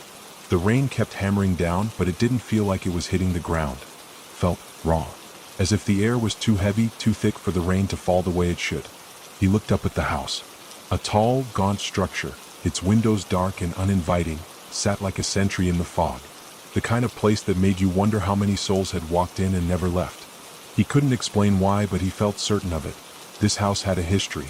A terrible, twisted history. Mark grabbed his duffel bag from the passenger seat and stepped out of the car. The air was colder here, the rain colder too. It slashed at his face like icy needles as he hurried to the door, trying not to think about the faint sound of footsteps he thought he heard behind him. A creak, a moan of wood under weight. Mark froze, heart in his throat. But when he turned, there was nothing. Only the storm. He knocked on the door. The sound echoed through the stillness, deeper than it should have been, as if the house itself was absorbing the noise. Mark shifted uneasily on the porch, watching the rain blur the world beyond the doorway. For a long moment, nothing happened. Just when he was about to knock again, the door creaked open. A man stood in the threshold, thin and frail-looking, his face pale under the dim light of the house. His hair was long and unkempt, white strands sticking out from beneath an old, weathered hat. "You look lost," the man said, his voice quiet but sharp, cutting through the sound of the storm outside. Mark wasn't sure how to respond. His heart pounded, nerves jangled. "My car broke down a little ways back. I was hoping—" "You need shelter," the man interrupted, his gaze piercing through Mark as if looking into him rather than just at him. "I can help you." Mark hesitated, a sudden rush of unease rising in his chest. There was something strange about the man, something unsettling. But the cold rain stung his face, and the wind howled behind him, pushing him forward. I'd appreciate that," Mark said, forcing the words out. Without another word, the man stepped aside, allowing Mark to enter. The door shut with a soft click behind him, cutting off the storm's fury in an instant. But the silence inside the house wasn't any better. Mark shivered as he stepped into the dimly lit foyer. The air was thick, heavy with dust, and the faint smell of mildew and something older, something forgotten, clung to everything. The floorboards groaned beneath his feet as if the house itself was aware of his presence. The man didn't speak again, but turned and began walking down the hall. Mark followed, every step feeling as if he were stepping deeper into something that didn't want him here. They passed dark, narrow rooms with doors that were ajar, the faintest flicker of movement just beyond the threshold, shadows shifting in ways that shouldn't have been possible. Mark's eyes flicked toward them, but the darkness swallowed the details. Each turn in the hallway led deeper into the house, until they reached a large room at the back, where a fire crackled in the hearth, casting a flickering light on the worn furniture. The man motioned toward a chair by the fire. "Sit. Warm yourself. I'll bring you something." Mark's unease continued to build, but his exhaustion overcame him. The warmth of the fire, the shelter from the storm, it was too much to resist. He sat down heavily, placing his bag beside him. The fire popped and crackled, sending an occasional burst of heat across his cold, wet skin. But even as he relaxed, something nagged at him. Something wasn't right. He looked around the room, studying the faded portraits on the walls, the shelves cluttered with dusty books and objects he didn't recognize. The house felt ancient, as though time had forgotten it, and yet, it felt like it was still alive, breathing, watching. Mark shivered despite the heat from the fire. The old man returned, holding a mug in his hands. "Drink," he said, his voice low and soothing, though it carried an undercurrent of something darker. Mark took the mug, inhaling the steam. It smelled faintly of herbs, something earthy and strange. But it was warm, and the heat seeped into his chilled bones as he took a cautious sip. "I'm grateful," Mark said, trying to shake off the tension in the air. "I didn't know where else to go." The old man nodded, his eyes glinting in the firelight. "There's nowhere else for you now." His words hung in the air, weighty, foreboding. Mark frowned, unsure if he had heard the old man correctly. "What do you mean?" The old man smiled, a thin, cracked smile that didn't reach his eyes. "You'll understand soon enough. Everyone does. In time." Mark opened his mouth to respond, but a sharp, sudden creak echoed from somewhere deep within the house, like the groan of a door or a floorboard. The old man's eyes flickered, and he stood without a word, disappearing into the shadows of the room. Mark stared at the place where the old man had been just a moment ago, the firelight casting long shadows behind him. The air felt colder. And then a faint sound. A whisper. Barely audible but unmistakable. "Leave?" Mark's heart thudded painfully in his chest. His breath caught in his throat. The room felt suddenly colder. He was no longer alone. The whisper lingered in the air long after the old man disappeared into the shadows. Mark's pulse hammered in his ears as he glanced nervously around the room. The fire crackled in the hearth, but it couldn't seem to chase away the cold that had settled over him. He swore he'd heard the words clearly, "*leave*", but when he turned, there was no one there. His fingers tightened around the mug, the warmth of the drink doing little to calm the shaking in his hands. He felt an overwhelming need to get out, to leave this strange house, but where could he go? The storm outside raged on, the wind howling louder as though urging him to stay trapped within these walls. He stood, reluctantly setting the mug down on the table beside the fire, but just as he did, the old man reappeared from the hallway. His eyes glowed dimly in the firelight, pale and unreadable. "Something wrong?" the old man asked, his voice just above a whisper. Mark tried to mask the unease building inside him, but he could feel his heart race. "I thought I heard something. Someone telling me to leave." The old man's expression didn't change. He stepped closer, the floor creaking under his weight. "You don't need to worry about that. The house speaks to those who listen. But they don't always understand." Mark frowned. There was something about the way the old man said it, the house speaks, that unsettled him. He had been in strange old places before, but nothing felt like this. This wasn't just a house. It was something more, something far darker. "I don't understand," Mark admitted, his voice faltering. Who lives here with you?" The old man's eyes flickered toward the farthest corner of the room, where the shadows seemed to shift, and for just a moment, Mark thought he saw something move there, something not quite human. "Not many live here," the old man replied, his voice almost a sigh. "Not for long anyway." Mark didn't know what to say to that. He opened his mouth but was cut off by the sudden sound of a door slamming shut somewhere deep in the house, followed by the unmistakable sound of footsteps. Footsteps that echoed, heavy and deliberate, as though someone was walking in the halls. Mark's breath caught in his throat. What was that? The old man didn't answer right away. Instead, he turned slowly, his head tilting to one side as if listening. The footsteps stopped, and then the silence pressed in. The house felt alive.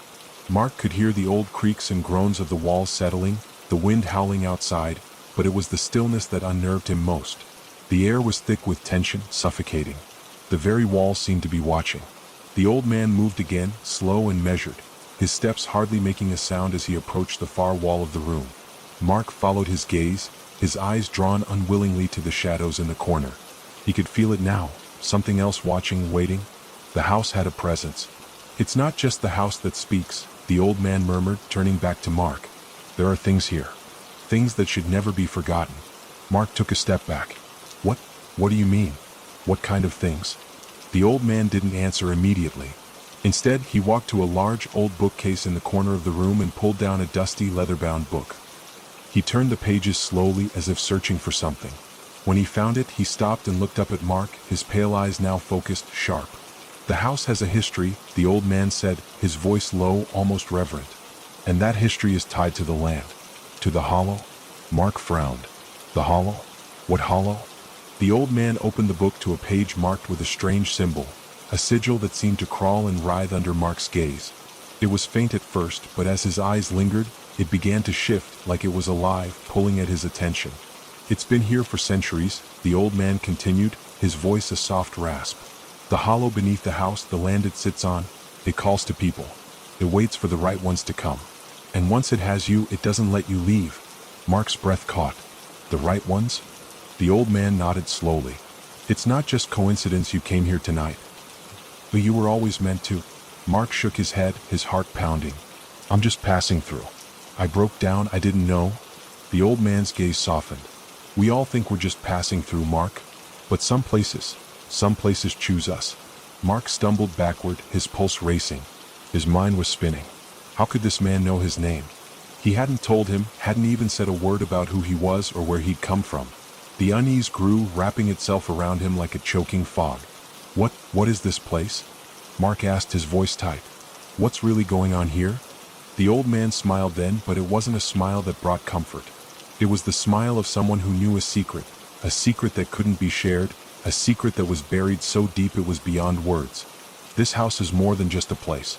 It's a prison," the old man said, his voice heavy with sorrow.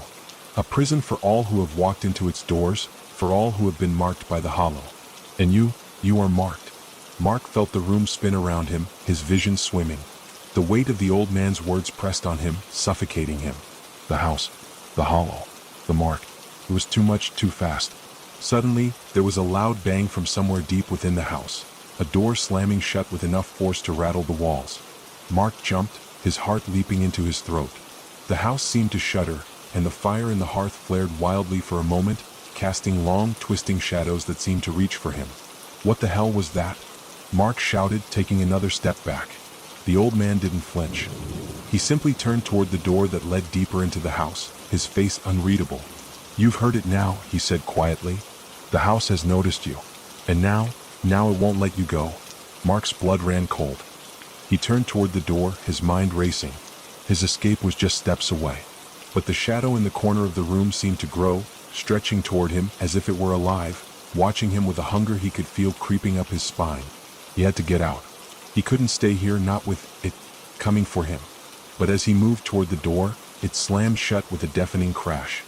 Mark's heart thudded in his chest, loud and frantic as he turned toward the door, the cold metal handle stubbornly refusing to budge. He yanked at it, gritting his teeth as panic spread through him like wildfire. It was locked. It had to be. His breath came in short, desperate bursts, and for a moment he forgot where he was, forgot the storm outside, forgot the ancient house that was now holding him captive. All that mattered was the door, the escape. He pulled harder. The wood creaked, groaned in protest, but it stayed shut. Behind him, the old man's slow, deliberate footsteps echoed. Mark's skin prickled as the old man came closer, the air growing heavier with each passing second. Mark whirled around, eyes wide. "What is going on?" he demanded, his voice rising in pitch, trembling with terror. "What the hell is this place?" The old man stood just a few feet away, his pale eyes glinting in the dim firelight, a thin, knowing smile on his lips. It wasn't a smile of comfort. It was a smile of someone who had seen it all, who had lived far too long with a secret that no one should ever know. "This house has its ways," the old man said softly, as though speaking to himself, not to Mark. His gaze flickered toward the walls, as if he were listening for something Mark couldn't hear. "It has a way of getting inside you. It chooses?" Mark's chest tightened as the implications of his words settled in. "It chooses," the words echoed in his mind, reverberating like a threat he couldn't escape. Please, just let me out," Mark said, his voice breaking as he looked around desperately for another exit. He hadn't seen any windows, not in this room. Nothing but shadows closing in. The oppressive weight of the house pushed against him, suffocating him. The old man sighed, his expression softening, but his eyes were still distant, almost too distant. "You can leave, Mark," the old man said, his voice low and detached. "But the house will follow you. It always does. It never lets anyone go once they've crossed the threshold. You can run. You can hide. But it won't matter." Mark took a step back. His mouth went dry. "What do you mean? What's following me?" The old man's gaze flickered to the fire, his lips twitching into something between a frown and a smile. "There are things beneath this house. Things that, watch. They've been waiting for you." Mark's stomach turned over. Things? Something deeper than the house itself? His mind raced as he tried to piece it together. The house had been so quiet, so still, like a waiting predator. But now he realized that wasn't the silence of peace. It was the silence of something lurking just out of sight. He turned back to the door, his fists pounding against it in a final, futile effort. "Let me out, please. I don't know what's happening, but I..." The house responded with a deep groan. The walls seemed to shudder, the floor beneath him trembling, as if something far below had awakened. The sound of distant whispers filled the room, soft and incomprehensible. Mark stumbled backward, his breath coming in ragged gasps as his legs gave out beneath him, sending him crashing to the floor. The fire crackled, its flames flickering wildly, casting strange, darting shadows across the room. The whispers grew louder, louder still, until they weren't whispers at all, until they were voices calling from below. Mark could feel the pull, the suffocating pressure of them, like they were reaching up from the depths of the earth itself. The old man stood unmoving, his face unreadable as the voices grew in intensity. The sound felt ancient, like the house had always been listening, always been waiting for someone to arrive, someone who had the misfortune of hearing them. Mark scrambled to his feet, panic flooding his chest. His eyes darted around, searching for any possible way out, any escape, any chance at freedom. The shadows in the room seemed to grow thicker, the air colder, and he could almost see something moving within them, long, twisting forms that didn't belong in this world. "Get out of my head," Mark shouted, but his voice sounded small, swallowed up by the roaring sound in his ears. His hands trembled as he pressed them against his temples, trying to block out the voices, but they came from everywhere, a chorus of twisted, broken words that churned in the air like a storm. The old man's voice broke through the chaos. "You're hearing them now, aren't you?" Mark turned to him, his face twisted in fear. What is this? What's happening?" "The hollow is speaking to you," the old man said, his tone distant, detached. "It's calling to you. It's been waiting for someone like you. Someone who could hear it. Someone who would answer. The shadows flickered again, and Mark could swear he saw something move just beyond the corner of the room, something tall and dark, a shape that didn't belong. His heart stuttered in his chest, his breath coming faster. No. No, no, no, he muttered under his breath. I don't want this. I just want to leave. Please, I need to leave. But even as the words left his lips, the ground beneath him shifted again, a low rumble vibrating through the floorboards. The whispering grew louder, more insistent. And then, something broke through the surface. Something ancient, something that had been buried here for centuries. The door to the room burst open with a violent force, slamming against the wall. Mark gasped, scrambling to his feet, his heart pounding. Through the doorway he could see a long, narrow hallway stretching into darkness. The voices called to him, but it wasn't just the house now. Something was in the hallway. Something that had been waiting for him. The old man stepped back into the shadows, his eyes glowing in the flickering firelight, his voice barely a whisper as he spoke one last time. You're already too late. Mark didn't wait for him to say anything else. He ran. Down the hallway, past the closed doors, the walls closing in on him as the whispers grew louder, closer. His legs moved instinctively, his mind on fire with fear. The house wasn't just a place. It was alive, a creature that fed on fear, on confusion. He could feel the walls pushing him forward, urging him to continue into the depths. As he ran, his footfalls echoed loudly, but so did another sound. A soft shuffle, followed by something wet dragging along the floor behind him. He couldn't stop. He wouldn't stop. Not yet. Mark's heart thudded in his chest, loud and frantic as he turned toward the door, the cold metal handle stubbornly refusing to budge. He yanked at it, gritting his teeth as panic spread through him like wildfire. It was locked. It had to be. His breath came in short, desperate bursts, and for a moment he forgot where he was, forgot the storm outside, forgot the ancient house that was now holding him captive. All that mattered was the door, the escape. He pulled harder. The wood creaked, groaned in protest, but it stayed shut. Behind him, the old man's slow, deliberate footsteps echoed. Mark's skin prickled as the old man came closer, the air growing heavier with each passing second. Mark whirled around, eyes wide. What is going on? He demanded, his voice rising in pitch, trembling with terror. What the hell is this place?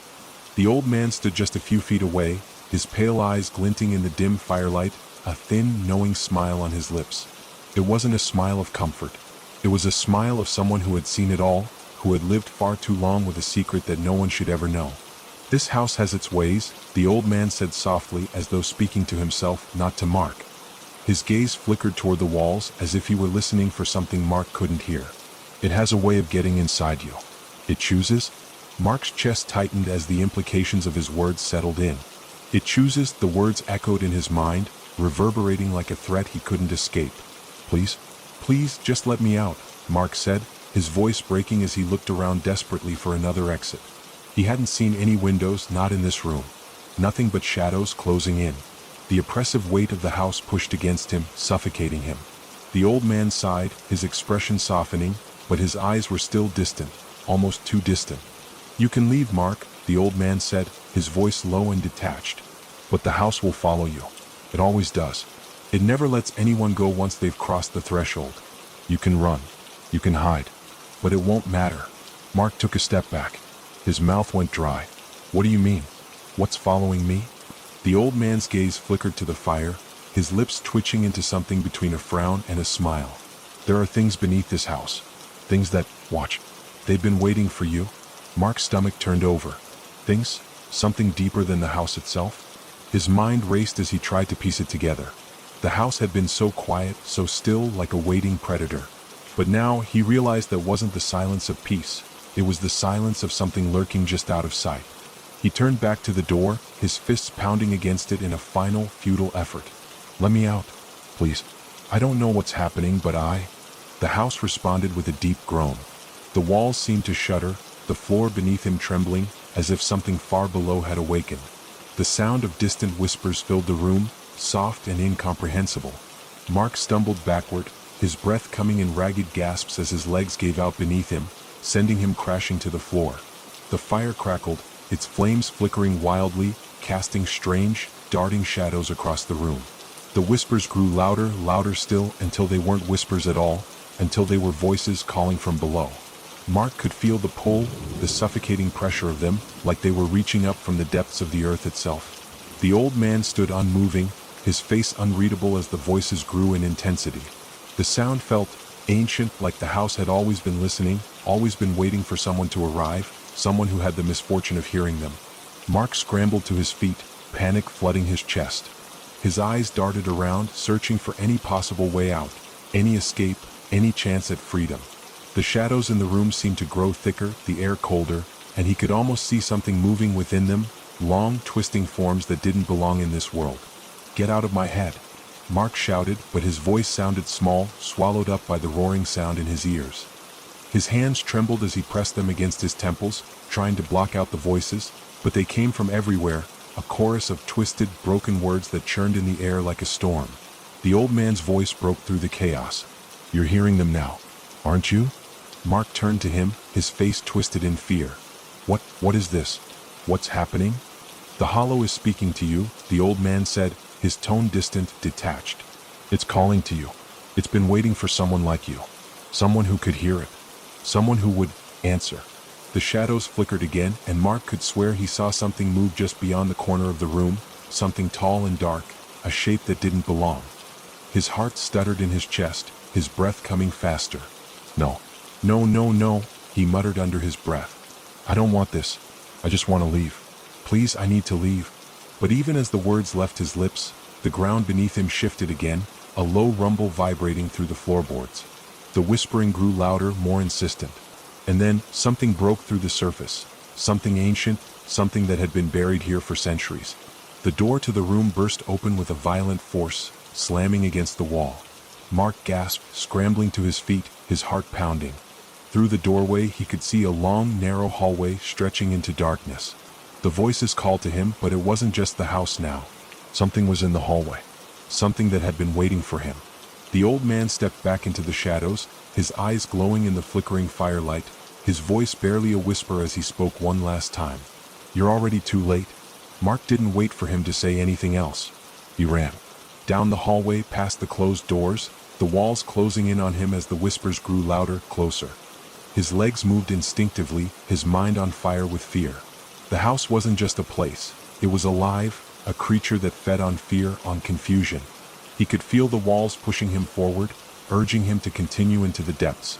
As he ran, his footfalls echoed loudly, but so did another sound. A soft shuffle, followed by something wet dragging along the floor behind him. He couldn't stop. He wouldn't stop. Not yet. Mark didn't dare to look back. Every instinct in his body screamed at him to keep running, to push forward, to escape whatever was behind him. But the farther he ran, the more the house seemed to stretch, the hallway never ending, its walls closing in with each frantic step. The whispers were everywhere now, surrounding him as though the house itself was alive, feeding on his fear. The air grew colder, the shadows deeper. He could feel the weight of them pressing in from all sides. The darkness was no longer just a backdrop. It was a presence, something that moved with him, tracked him with each step he took. He reached the end of the hallway and skidded to a halt, gasping for breath. The door at the far end of the corridor stood ajar, a sliver of pale light spilling out from within. It was his only option. He wasn't sure what he hoped to find, but anything was better than being trapped in the endless hallway with the suffocating darkness behind him. He moved toward the door, his hand trembling as he pushed it open, and stepped into the room beyond. It was small, sparsely furnished. A bed in the corner, an old wooden dresser, a single window that was covered with tattered curtains. But the room felt wrong. There was an oppressive heaviness to it, as though it had been untouched for years, forgotten by time, and yet not quite abandoned. The moment Mark stepped inside, the door slammed shut behind him with a deafening bang.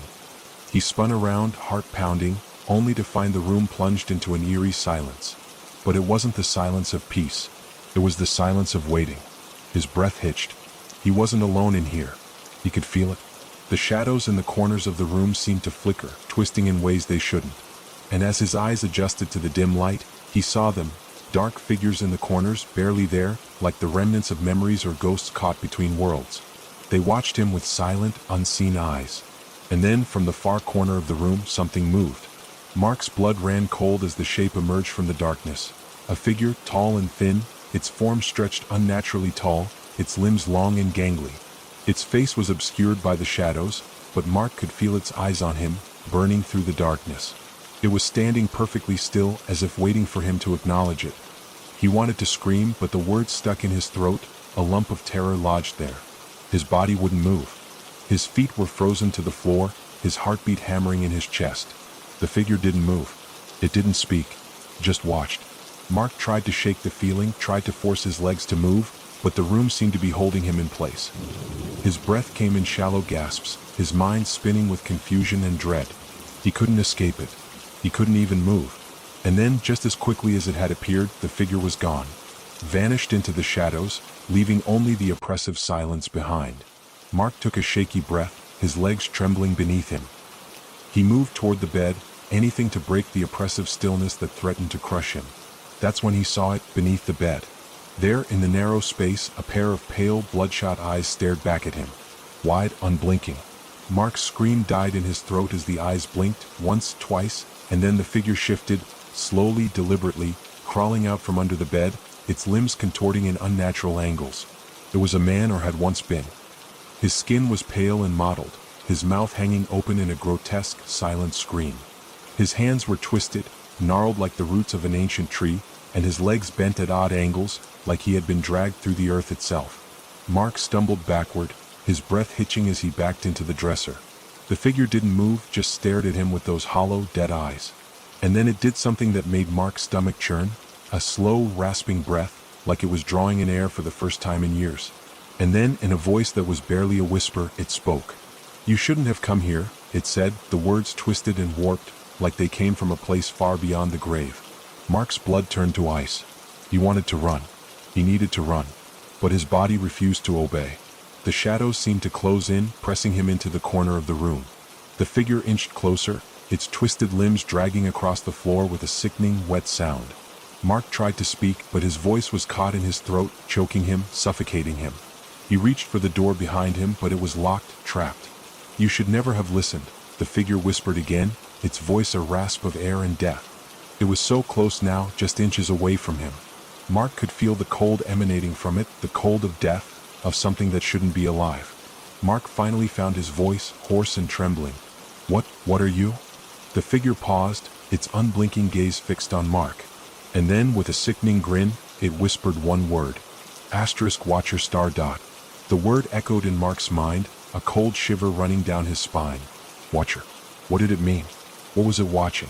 And then, as if to answer his question, the thing's hand shot forward, grabbing him by the throat with an inhuman strength. Mark gasped, his hands clawing at the creature's arm, but it was like trying to fight against stone. It squeezed tighter, its fingers digging into his flesh. And then, through the suffocating darkness, Mark heard a voice that seemed to come from everywhere, from deep within the house, from the hollow itself. "Leave, before it's too late." The grip on his throat loosened for a moment, just enough for him to take in a ragged breath.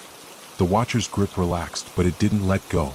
The voice came again, clearer this time, more insistent. "Leave, now. And then the room shifted.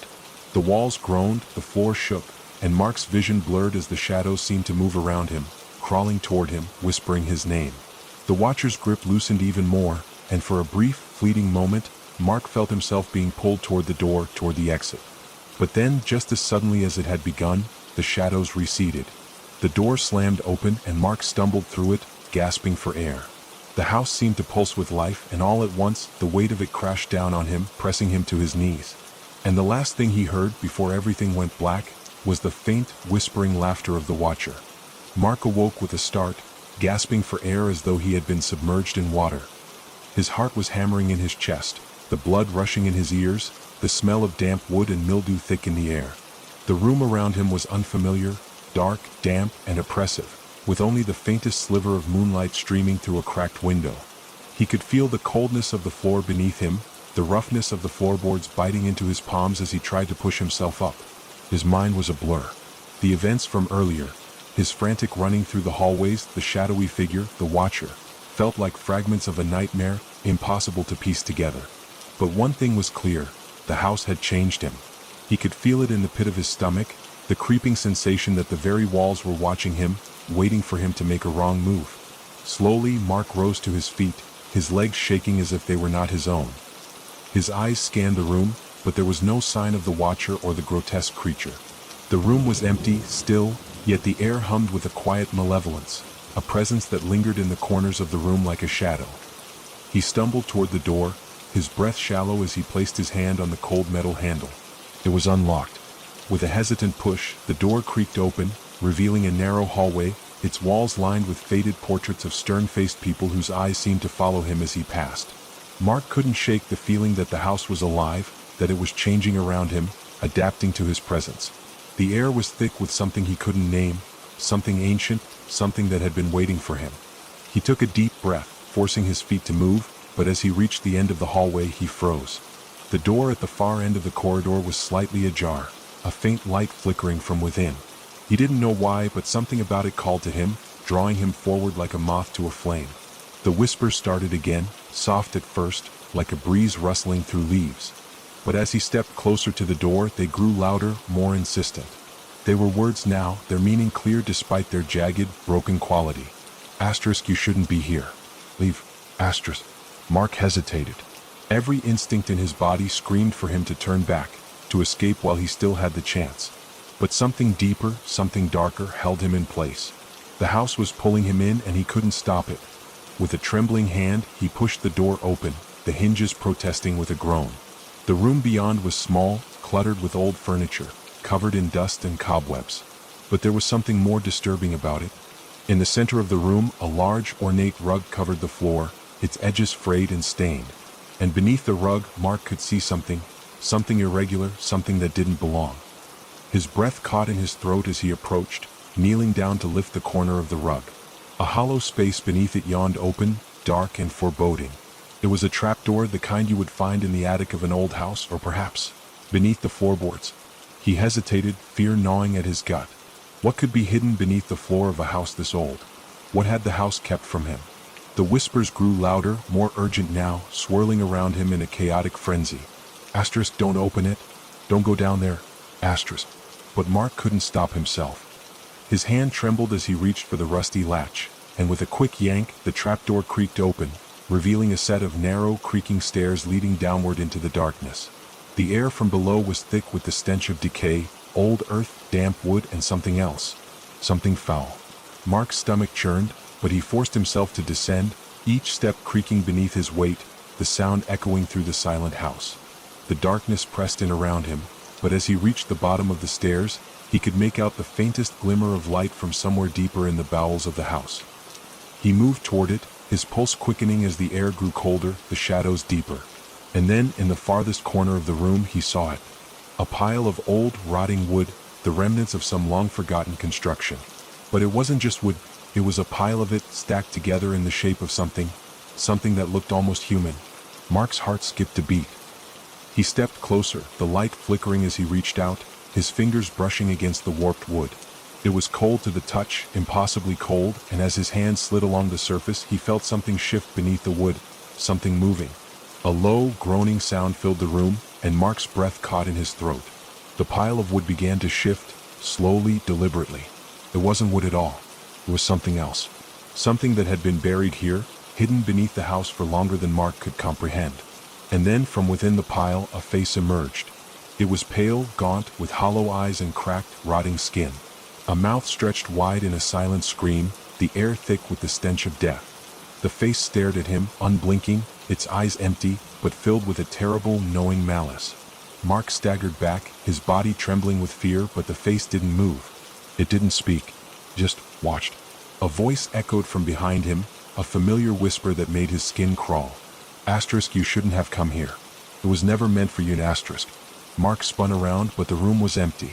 No one was there. He turned back to the pile of wood. The face was gone. But now there was something else, something far worse. From beneath the floorboards, from the very heart of the house, something had shifted, and it was coming for him. He ran, his feet pounding against the floor as he raced toward the stairs, his breath ragged in his chest. But as he reached the bottom of the steps, the door slammed shut, trapping him in the darkness.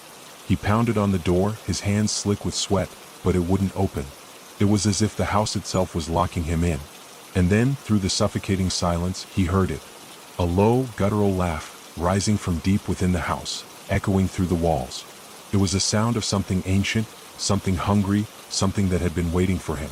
And Mark knew with a sickening certainty that it was too late. The walls pressed in, and Mark's breath became shallow as he continued to pound against the trapdoor. His fists were raw from the impact, but the door wouldn't budge. The weight of the house was bearing down on him, heavy and suffocating, as if the very foundation had come alive, seeking to keep him there. The laughter still echoed through the darkness, but now it wasn't alone. The sound of something else, something wet and slithering, joined it. It was crawling beneath the floor, scratching at the wood as though it were searching for a way out, a way to reach him. Mark's pulse hammered in his ears, and his body refused to obey him, paralyzed by the sudden, overwhelming sense of dread that had consumed him. He couldn't escape. The house had him now. And the thing that dwelled within it? It was hungry. His fingers grasped at the edges of the trapdoor, pulling himself up with whatever strength he could muster, his hands slick with sweat. The shadows above him seemed to grow deeper, more oppressive, like they were closing in inch by inch. And in the corner of his vision he could see something moving in the dark, something pale and thin like a hand reaching out of the void. Mark's heart raced as he finally managed to scramble back up the stairs, his legs unsteady beneath him. He stumbled into the room, panting, his mind racing. The air felt thicker here, as though something was choking it, pressing the very breath from his lungs. The door at the far end of the room, the one he had entered from, was still closed, but the whispers from beyond it had grown louder, more frantic. The house was alive, it was clear now. Alive and aware of his every move. He needed to get out. The thought reverberated through his mind like a mantra. But the house wasn't letting him go. Every step he took felt like a step deeper into its embrace, deeper into its hunger. But just as quickly as the pressure had mounted, it receded. The air became colder. The laughter stopped. The slithering beneath the floorboards ceased, and the house fell into an unnatural silence. Mark paused. His chest rose and fell with each labored breath, the sudden stillness overwhelming in its intensity. It felt like the calm before a storm that was coming and coming fast. And then a sound, soft at first, like the scraping of nails against wood, reached his ears. Mark's eyes darted to the far corner of the room, where the shadows gathered thickest. He knew what he would find before he even looked. A pair of eyes gleamed back at him from the corner, pale, watery eyes, too large for a human, too wide, too unnatural. They blinked, once, twice, and the thing that owned them began to crawl forward. It was not human, not anymore. Its skin was taut, stretched over its bones in a grotesque mockery of life.